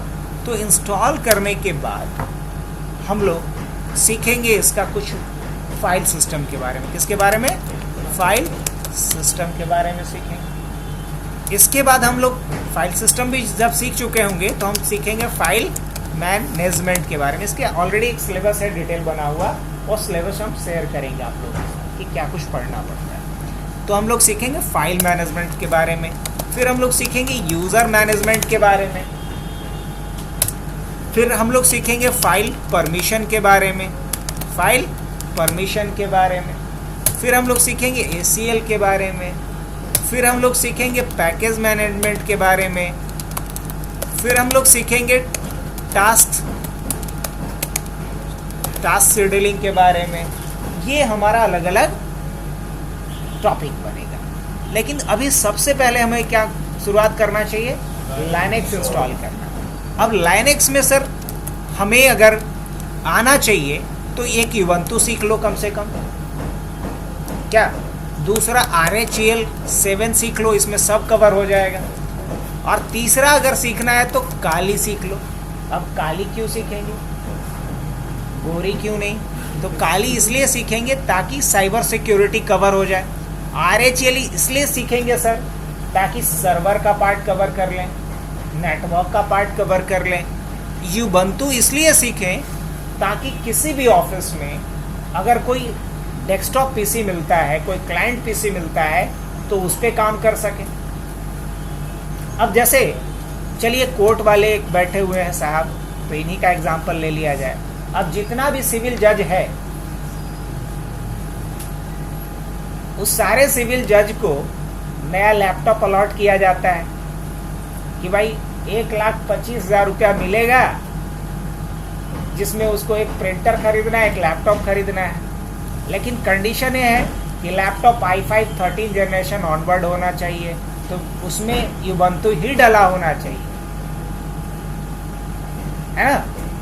तो अगर ऐसा कुछ है तो सोचो कि वहाँ भी यूबंतु डलवाया जा रहा है ताकि इजी टू अटैक ना हो सके। तो कहने का ये मतलब है कि जो यूबंतु डलवाया गया तो यूबंतु पे काम करना तो आना चाहिए। अगर नॉर्मली वहाँ फाइल को कंप्रेस भी करना है तो कैसे करें, कोई वीडियो ही प्ले करना है तो कैसे करें, हर चीज़ को क्या करना पड़ेगा, सीखना पड़ेगा। तो इसलिए अगर हम ये 3 वर्जन पे काम करना सीख लिए, यूबंतु के 3 डिस्ट्रीब्यूशन पे काम करना सीख लिए, तो बोल सकते हैं कि लाइनेक्स पे पूरा कंट्रोल। क्या क्या? यूबंतु किसके लिए? क्लाइंट साइड के लिए। RHEL किसके लिए? सर्वर के लिए। काली किसके लिए? ये तो चोर ग्लूहेड़े के लिए है सर। मतलब अगर कोई रिसर्च वर्क करना है, हैकिंग से रिलेटेड कुछ करना है, पासवर्ड ब्रेकिंग करना है, अगर कोई अटैक परफॉर्म करना है, अगर पेलोड वगैरह का हमको प्रैक्टिस करना है, तो ये सारा काम हम किससे कर सकते हैं? ये हम काली से कर सकते हैं। तो स्पेशली साइबर सिक्योरिटी वाले के लिए, हैकिंग वाले के लिए पसंदीदा कौन सा प्लेटफॉर्म होगा? काली होगा। तो पहला टारगेट हम लोग यही रखते हैं कि हम लोग तीनों वर्जन इंस्टॉल करके देखते हैं, यूबंतु, RHEL 7, काली। स्टार्ट करेंगे हम RHEL 7 से, सर्वर से, क्योंकि सर्वर अगर है तो क्लाइंट की तरह भी यूज़ कर सकते हैं, हैकिंग के लिए भी यूज़ कर सकते हैं। लेकिन अगर क्लाइंट है तो सर्वर की तरह यूज़ नहीं कर सकते। तो RHEL7 से शुरू। अब रही बात कि कहाँ इंस्टॉल करें हम, वेयर, क्या बोलेंगे? तो ये चीज़ है कि आप अपने फिजिकल किसी कंप्यूटर पे इंस्टॉल कर सकते हैं, लेकिन अगर फिजिकल कंप्यूटर पे इंस्टॉल करेंगे तो एक दिक्कत ये आएगा कि हम लोग अचानक से तो एक्सपर्ट नहीं हो जाएंगे कि बहुत इजी टू यूज़ लगेगा लाइनेक्स पे काम करना 1 या 2 दिन में। तो 1-2 दिन तो दिक्कत आएंगी ना। तो क्यों ना इसको हम वर्चुअल इन्वायरमेंट में पहले इंस्टॉल करके काम करना सीखें, और जब यूज टू हो जाएंगे तो फिजिकल पे डाल देंगे परमानेंट। एक विकल्प ये है। दूसरा विकल्प ये है कि फिजिकल पे विंडोज भी रहने दें, चाहे विंडोज 10 या विंडोज 11, और एक एक्स्ट्रा पार्टीशन बना करके क्या कर दें, लाइनेक्स भी डाल दें। जैसे मान लीजिए कोई एक ही कमरे का एक मकान था, उसमें कोई एक अंकित नाम का लड़का रहता था। अब एक दूसरा लड़का मुन्ना भी आ गया, अब मुन्ना भी उसी मकान में रहना चाह रहा है, तो क्या करना पड़ेगा, उसी कमरे को तोड़ करके 2 कमरा बना दें। हाँ, एक ऑप्शन तो ये भी है कि अंकित को निकाल दें, लेकिन ऐसा करना अनइथिकल माना जाएगा, इथिकल नहीं माना जाएगा। तो चाहते कि वो भी रहे, इसके लिए उसी कमरे को 2 पार्टीशन में बांट देंगे।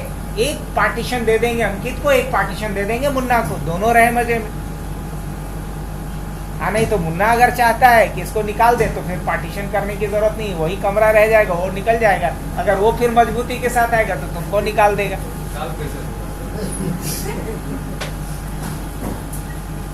और अगर ऐसा नहीं करना है तो क्या करें, एक वर्चुअल मशीन बनाए, उसी वर्चुअल मशीन पे लाइनेक्स को इंस्टॉल कर लें। तो वर्चुअल मशीन बनाना सबको आता है।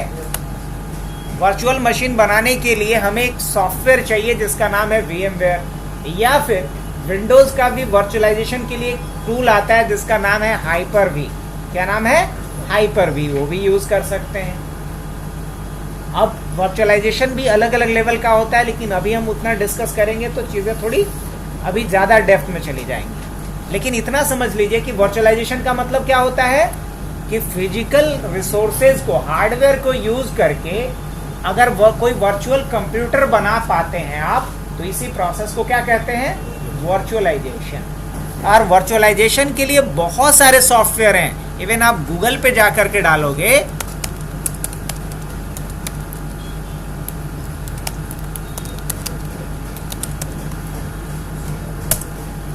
बहुत सारे सॉफ्टवेयर मिल जाएंगे, आप खुद देख लो। वर्चुअल बॉक्स, Hyper-V, VMware, ये सब अलग अलग सॉफ्टवेयर है जिसका कि इस्तेमाल किया जाता है किसके लिए, वर्चुअलाइजेशन के। लेकिन इसमें से जो पॉपुलर है वो है VMware और Hyper-V। क्या है? VMware और Hyper-V। अब Hyper-V है वो प्रोप्राइटरी है विंडोज का, माइक्रोसॉफ्ट का, और Hyper-V प्रोप्राइटरी है VMware प्रोप्राइटरी है VMware कंपनी का। कंपनी का नाम ही है VMware और उसका प्रोडक्ट का भी नाम क्या है, VMware। तो हम लोग सबसे ज़्यादा क्या यूज़ करते हैं, VMware, क्योंकि इसमें फीचर्स बहुत ज़्यादा है और ये ट्रायल वर्जन भी देता है, मतलब लाइसेंस और पैसे का झंझट नहीं है इसके साथ। तो देखिए मेरे पास VMware ऑलरेडी है, अगर आपके पास नहीं है तो आप डाउनलोड कर सकते हैं। अब VMware भी 2 तरह का आता है, एक प्रोफेशनल के लिए, एक कंज्यूमर के लिए। तो कंज्यूमर के लिए जो आता है उसको बोलते हैं VMware प्लेयर, और जो प्रोफेशनल के लिए आता है उसको बोलते हैं VMware वर्कस्टेशन। क्या बोलते हैं? VMware workstation. अगर आपको लगता है कि आपको बहुत प्रो लेवल का फीचर चाहिए VMware का, तो आपको क्या यूज़ करना चाहिए, वर्कस्टेशन। आपको लगता है कि नहीं, हम एक नए यूज़र हैं, मुझे बस बेसिक फीचर चाहिए वर्चुअलाइजेशन का, तो आप क्या यूज़ करें, VMware प्लेयर यूज़ करें। याद रहेगा ये पॉइंट भी। तो आपको जो भी चाहिए, जैसे आपको चाहिए VMware प्लेयर, तो आप VMware प्लेयर को डाउनलोड कर सकते हैं। अब आप यहाँ पढ़ भी सकते हैं इसके बारे में कि क्या है, इस कंपनी के बारे में पढ़ सकते हैं, कब बनाया गया, ऑपरेटिंग सिस्टम कौन कौन सा सपोर्ट करता है, किस में लिखा गया है, C और C++ में, क्या किस प्रोग्रामिंग लैंग्वेज को यूज़ करके बनाया गया। इवन जो हम लोग लाइनेक्स का भी इतना गुणगान कर रहे हैं, लाइनेक्स भी किस में पूरा लिखा गया है, C लैंग्वेज में लिखा गया, पूरा का पूरा उसका कर्नल। उसी तरीके से VMware हम क्या यूज़ कर सकते हैं, वर्क स्टेशन। क्या यूज़ कर सकते हैं, वर्क स्टेशन। ये ज़्यादा उससे प्रो लेवल का फीचर देता है। अरे लिखा हुआ भी है, देखो प्रो है ना लिखा हुआ। तो कहने का मतलब ये हो गया कि हमारे पास दो चॉइस है। अब मेरे पास दोनों इंस्टॉल है। अभी हम क्या यूज़ कर रहे हैं, VMware वर्क स्टेशन यूज़ कर रहे हैं। क्या यूज़ कर रहे हैं, वर्क स्टेशन। अब यहाँ थोड़ा सा हम चलिए पुरानी बातें हटा दिए। ESXi डाला हुआ था जो आप लोग को बैच में सुबह में बता रहे थे। यहाँ आकर के हम क्या करेंगे, create a new virtual machine. क्या लेंगे, create a new virtual machine. क्या लेंगे यहाँ पे, टिपिकल को चूज़ करेंगे। क्या लेंगे यहाँ पे, I will install operating system later. Next करेंगे और इसमें से क्या चूज़ करेंगे हम, लाइनेक्स। अब देखिए लाइनेक्स में यहाँ पे बहुत सारे ऑप्शन आ रहा है। ubuntu भी है ना, SUSE लाइनेक्स है, बहुत सारा है, फेडोरा है, मिंट है, सब कुछ होगा। लेकिन हमें इसमें से क्या चाहिए, अभी हमें क्या चाहिए, रेड हैट इंटरप्राइज लाइनेक्स 7 चाहिए। तो हम नेक्स्ट करेंगे इसको चूज़ करके, नेक्स्ट करेंगे। अब बोल रहा है कि क्या हार्ड डिस्क चाहिए, 20 GB भी काफ़ी है बॉस। अभी तो हमने बात किया कि इसको लो हार्डवेयर कॉन्फ़िगरेशन पे अच्छा काम करता है ये। अब नेक्स्ट करते हैं, 2 GB रैम और 20 GB हार्ड डिस्क दे देते हैं, एनफ है।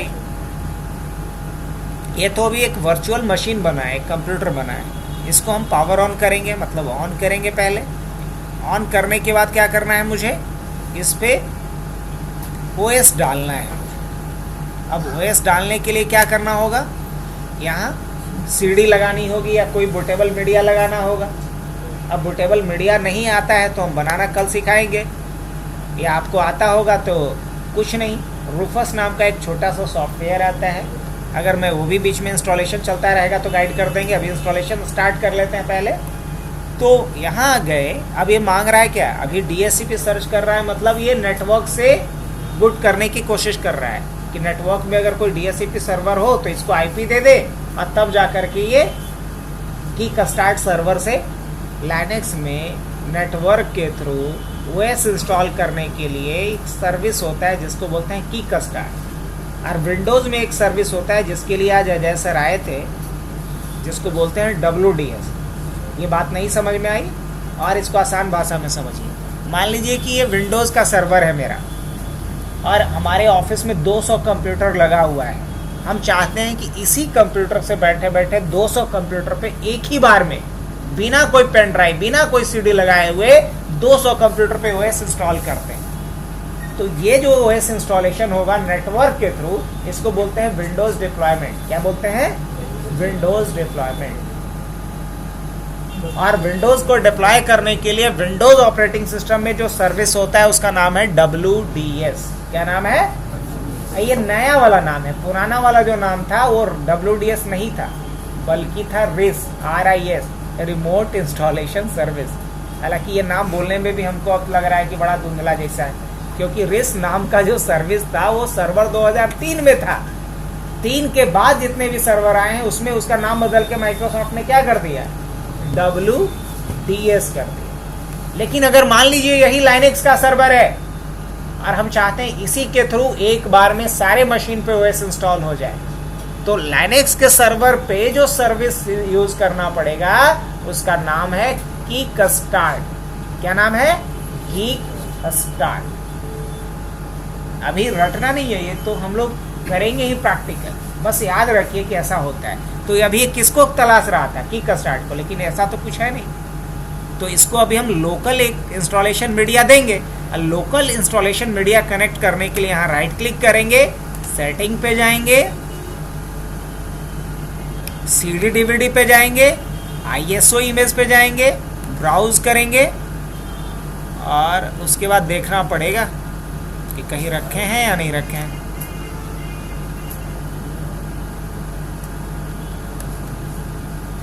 हाँ चलिए, फॉर्चुनेटली मिल गया, और नहीं भी मिलता तो डाउनलोड कर लेते हैं। कहाँ से करेंगे वो भी दिखा देते हैं, ओके कर लेंगे। और उसके बाद मशीन को क्या करना पड़ता है, यहाँ से क्लिक करके रीस्टार्ट करना पड़ेगा। अब जैसे ही रीस्टार्ट किए तो अब ध्यान देना है, यहाँ पे 3 ऑप्शन आपको दिख रहा होगा। क्या क्या, पहला ऑप्शन क्या है, इनसाइड पहले क्लिक कर लेते हैं। यहाँ पहला option install Red Hat Enterprise Linux 7.3। दूसरा ऑप्शन क्या है, test this media and install Red Hat Enterprise Linux 3। मतलब ये सीधा इंस्टॉल कर देगा। ये क्या करेगा, पहले सीडी को चेक करेगा कि इसमें कोई बग तो नहीं है, कोई फाइल मिसिंग तो नहीं है। और तीसरा कि हमें ट्रबल शूट करना है, तो ना हमें ट्रबल शूट करना है ना टेस्ट करना है, सीधी बात इंस्टॉल करना है। तो पहले ऑप्शन पे कर्सर लेके जाएंगे और एंटर कर देंगे।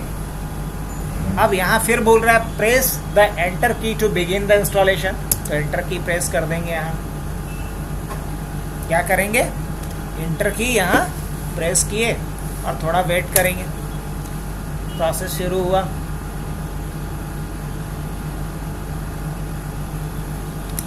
अब आइए, जब इंस्टॉलेशन कर रहे हैं तो एक कुछ और इम्पोर्टेंट बात कर लें।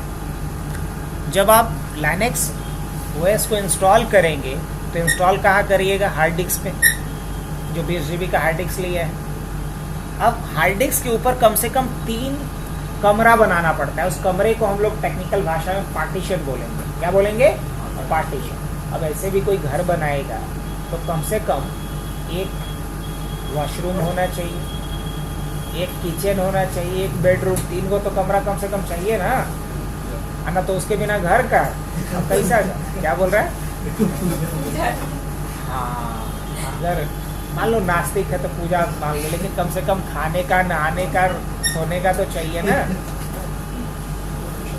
अगर एक्स्ट्रा तो चाहिए तो बहुत कुछ हो सकता है। तो उसी तरीके से लाइनक्स अगर ओएस इंस्टॉल कर रहे हो तो कम से कम कितना पार्टीशन बनाना होता है, 3 पार्टीशन। कौन कौन सा, रूट, बूट और स्वैप। रूट इसलिए बनाना होता है ताकि रूट के ऊपर ही सारा डेटा, सारा एप्लीकेशन, सारा हार्डवेयर रिसोर्स स्टोर होता है। और बूट क्यों बनाना होता है, तो हर ऑपरेटिंग सिस्टम को बूट करने, चालू करने के लिए एक फाइल होता है जिसको बोलते हैं ओएस बूट लोडर फाइल। क्या बोलते हैं, ओएस बूट लोडर फाइल। और लाइनक्स में जो बूट लोडर फाइल पहले हुआ करता था उसको कहते थे लीलो, LILO, लाइनक्स लोडर। लेकिन अब लेटेस्ट ऑपरेटिंग सिस्टम जो है लाइनक्स का, उसमें इसका नाम क्या है, grub, grand unified boot loader, grand unified boot loader. तो ग्रब नाम का जो फाइल होगा, जो ओएस का बूट करने वाला फाइल होगा, जिसे ओएस बूट लोडर कहते हैं, वो किस पार्टीशन पे स्टोर होगा, बूट पार्टीशन पे। और रूट किस लिए, ताकि सारे डेटा, सारे एप्लीकेशन, सारे हार्डवेयर को स्टोर करने के लिए। अब बूट पार्टीशन किस लिए, सिर्फ बूटेबल फाइल स्टोर करने के लिए। और तीसरा क्या चाहिए, स्वैप पार्टीशन। स्वैप क्यों चाहिए, स्वैप इसलिए चाहिए क्योंकि अगर मान लो 2 GB का रैम लिए हो आप, और एक बार में मान लो कि 20 गो यूजर लॉगिन कर गया और हर यूजर 2 एप्लीकेशन रन कर रहा है, तो एप्लीकेशन जितना भी रन होगा वो कहाँ जाएगा, रैम में जाएगा। तो मान लो कि रैम है 2 GB और एप्लीकेशन रन करना चाह रहे हैं 20 GB का, तो वहाँ आउट ऑफ मेमोरी का एरर आ जाएगा। तो हम चाहते हैं कि ठीक है फिजिकली इसमें 2 ही GB रैम हो, लेकिन हार्ड डिस्क में तो स्पेस है ना, तो हार्ड डिस्क के स्पेस को ही रैम के तरह टेम्पररी क्या किया जाए, इस्तेमाल कर लिया जाए। तो हार्ड डिस्क के स्पेस को रैम के तरह टेम्पररी इस्तेमाल करने के लिए जो पार्टीशन बनाया जाता है उसको कहते हैं स्वैप पार्टीशन। क्या बोलते हैं, स्वैप पार्टीशन। अब यहां से क्या चूज करेंगे, अभी हम लैंग्वेज तो इंग्लिश ही रखेंगे, कंटिन्यू कर देंगे। अब ये कुछ बोल रहा है प्री रिलीज्ड सॉफ्टवेयर, तो क्या बोलेंगे, आई वांट टू प्रोसीड। अब आइए, सबसे पहला काम कहाँ से शुरू करें, हम लोग का टाइम और डेट, हम लोग का नक्शा कहाँ दिख रहा है, यहाँ क्लिक कर दें और यहाँ चलेंगे, डन करेंगे। अब आइए, पहले क्या सेट हो गया, date and time, Asia Kolkata. उसके बाद क्या है, लैंग्वेज क्या होगा इसका, इंग्लिश यूनाइटेड स्टेट। चलिए ये भी सही है, कीबोर्ड भी सही है। अब क्या पूछ रहा है, इंस्टॉलेशन सोर्स लोकल मीडिया होगा, इसको बदलने की ज़रूरत है। सॉफ्टवेयर सिलेक्शन अगर आप मिनिमल छोड़ देंगे जो बाय डिफॉल्ट रहता है, तो सिर्फ CUI इन्वायरमेंट में ही इंस्टॉल होगा। ये किस इन्वायरमेंट में, CUI इन्वायरमेंट में। लेकिन हमें कौन सा इन्वायरमेंट चाहिए, तो यहाँ क्लिक करके क्या चूज करेंगे, सर्वर विथ GUI, और उसके बाद डन कर लेंगे।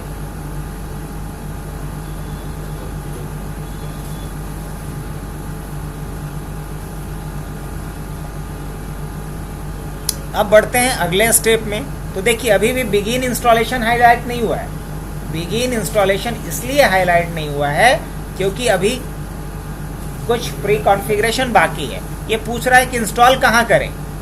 तो देखिए इंस्टॉल करने के लिए अभी हमने क्या बोला है सर, आप 3 पार्टीशन चाहिए। तो या तो ये 3 पार्टीशन आप मैनुअली बनाइए या इसको बोल दीजिए कि खुद से बना लो भाई, 2 ही ऑप्शन है ना।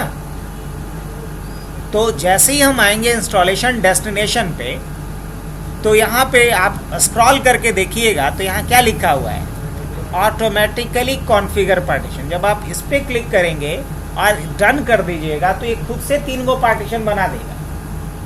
और अगर आपको लगता है कि हम प्रो लेवल के यूज़र हैं, हम खुद से बनाना चाह रहे हैं, तो क्या कीजिए, आई विल कॉन्फ़िगर और उसके बाद आप क्या कीजिए, डन कीजिए। अब जैसे ही डन कीजिएगा तो आपको यहाँ क्या मिल गया, ये बता दिया कि आपके पास स्टैंडर्ड पार्टीशन पे चले जाएंगे। कितने जीबी का हार्ड डिस्क है आपके पास, 20 जीबी का। अब प्लस पे क्लिक कीजिए, आपसे पूछेगा क्या बनाना है, तो इसको बोलते हैं रूट। रूट का कैपेसिटी कितना दे देते हैं, 20 जीबी है ना टोटल। तो स्वैप हमको चाहिए 4 जीबी का। बूट पार्टीशन कम से कम चाहिए 5 जीबी का। तो टोटल कितना निकल गया, 9। तो इसको कितना दे दें, 11। चलो थोड़ा दया खाते हैं, 12 जीबी दे देते हैं। तो क्या दे देंगे यहाँ पे, 20 जीबी।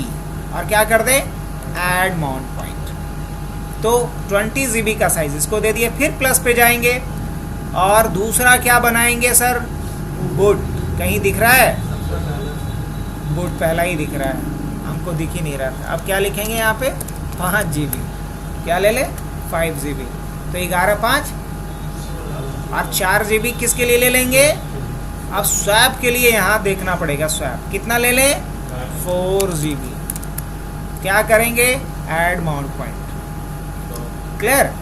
तो कम से कम 3 पार्टीशन बनाना मैंडेटरी होता है। उसके बाद क्या करेंगे, डन। और उसके बाद क्या करेंगे, एक्सेप्ट चेंजेस। आपने जो बनाया उसका पूरा यहाँ डिटेल आ गया, क्या चेंज करना है, जी हाँ कर दो। Custom partitioning selected, begin installation पे क्लिक कर देंगे। फिर कहाँ चलेंगे, यहाँ रूट बोला जाता है सुपर यूज़र को। यहाँ क्लिक करके पासवर्ड सेट कर देंगे, नहीं तो ये अनसिक्योर्ड माना जाएगा। पासवर्ड मैंने रखा है abc@1234 डन करेंगे। बोलेगा कमज़ोर है, ठीक है, बाद में इसको खिला पिला देंगे। अभी abc@1234 पे छोड़ देना है। क्या दिखा रहा है, रूट पासवर्ड सेट। अगर कोई यूज़र अकाउंट बनाना है तो भी बना लेते हैं। चलिए तब तक बैठे क्या करेंगे, एक यूज़र अकाउंट बना लेते हैं अशोक के नाम से। इसके लिए भी पासवर्ड सेट कर देते हैं, वही 12345।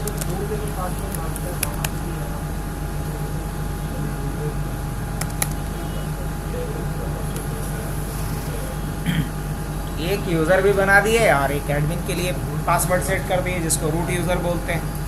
अब जब तक इंस्टॉलेशन चल रहा है तब तक हम लोग कुछ बातचीत और कर लें।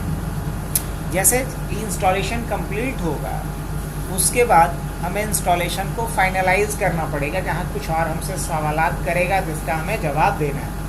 उसके बाद इंस्टॉलेशन जब कंप्लीट होगा तो अगला ऑपरेशन हम लोगों को करना ये चाहिए कि हमें कुछ बेसिक कमांड यूज़ करके देखना चाहिए, ताकि हम लाइनक्स से थोड़े से फेमिलियर हो सकें। अब जैसे कम से कम कुछ भी अगर काम करना हो तो लिखना होगा ना। जैसे हम ही बोले कि हमको लिखना है, तो या तो बोर्ड पे लिखेंगे चाहे पेज पे लिखेंगे। तो उसी तरीके से किसी भी ऑपरेटिंग सिस्टम में अगर कुछ भी लिखना हो तो लिखने के लिए हमें क्या चाहिए, एक टेक्स्ट एडिटर चाहिए। जैसे विंडोज़ में एक टेक्स्ट एडिटर होता है नोटपैड, तो लाइनक्स में बहुत सारा टेक्स्ट एडिटर है, एक खोजो 10 आएगा। जैसे जीनोम हो गया, नैनो हो गया, VI हो गया, VIM हो गया, बहुत सारा टेक्स्ट एडिटर है। लेकिन इसमें जो सबसे पावरफुल है वो है VI एडिटर। अब पावरफुल क्यों बोल रहे हैं, क्योंकि कुछ टेक्स्ट एडिटर है वो GUI मोड में काम करता है सिर्फ, कुछ टेक्स्ट एडिटर है वो CUI मोड में काम करता है सिर्फ। लेकिन VI एडिटर जो है वो टेक्स्ट मोड में भी काम करता है और GUI मोड में भी काम करता है। इसलिए ज़्यादा पावरफुल कौन सा है, VI एडिटर। अब VI एडिटर का भी अलग अलग मोड होता है। क्या होता है, अलग अलग मोड होता है। जैसे एक मोड जिसमें कि हम डेटा कुछ राइट कर सकते हैं, एक मोड जिसमें कि हम डेटा को खाली सेव कर सकते हैं, और एक मोड जिसमें डेटा को हम सिर्फ सर्च कर सकते हैं। तो टोटल कितना मोड होगा VI का, 3 मोड होगा। एक को बोलते हैं कमांड मोड, जिसमें कि हम कोई कमांड लिख करके कोई ऑपरेशन परफॉर्म कर सकते हैं। एक होता है इंसर्ट मोड, जिसमें हम कुछ टाइप कर सकते हैं फाइल के अंदर। और एक होता है एग्जिट मोड, जिसमें कि हम फाइल को सेव कर सकते हैं और क्लोज कर सकते हैं। तो अब प्रैक्टिकली मुझे आफ्टर इंस्टॉलेशन इन्हीं सारी चीज़ों को देखना है, और ये थोड़ा टाइम लेता है, लेंदी प्रोसेस है नो डाउट। मान के चलिए कि आराम से 15-20 मिनट का समय लेता है। अब देखो ना, जब आप फुल लिए हैं तो टोटल इतना पैकेज इंस्टॉल करना है, मतलब 1246। इसमें अभी कितना इंस्टॉल किया है, तो आप देख सकते हैं। इसके ऊपर मत जाइएगा कि इतना जल्दी से कर दिया बस इतने बाकी है, ये थोड़ा इल्यूजन है। एक्चुअल में ये इस पे देखना है आपको कि टोटल इतना पैकेज इंस्टॉल इसे करना है, अभी कितना किया है।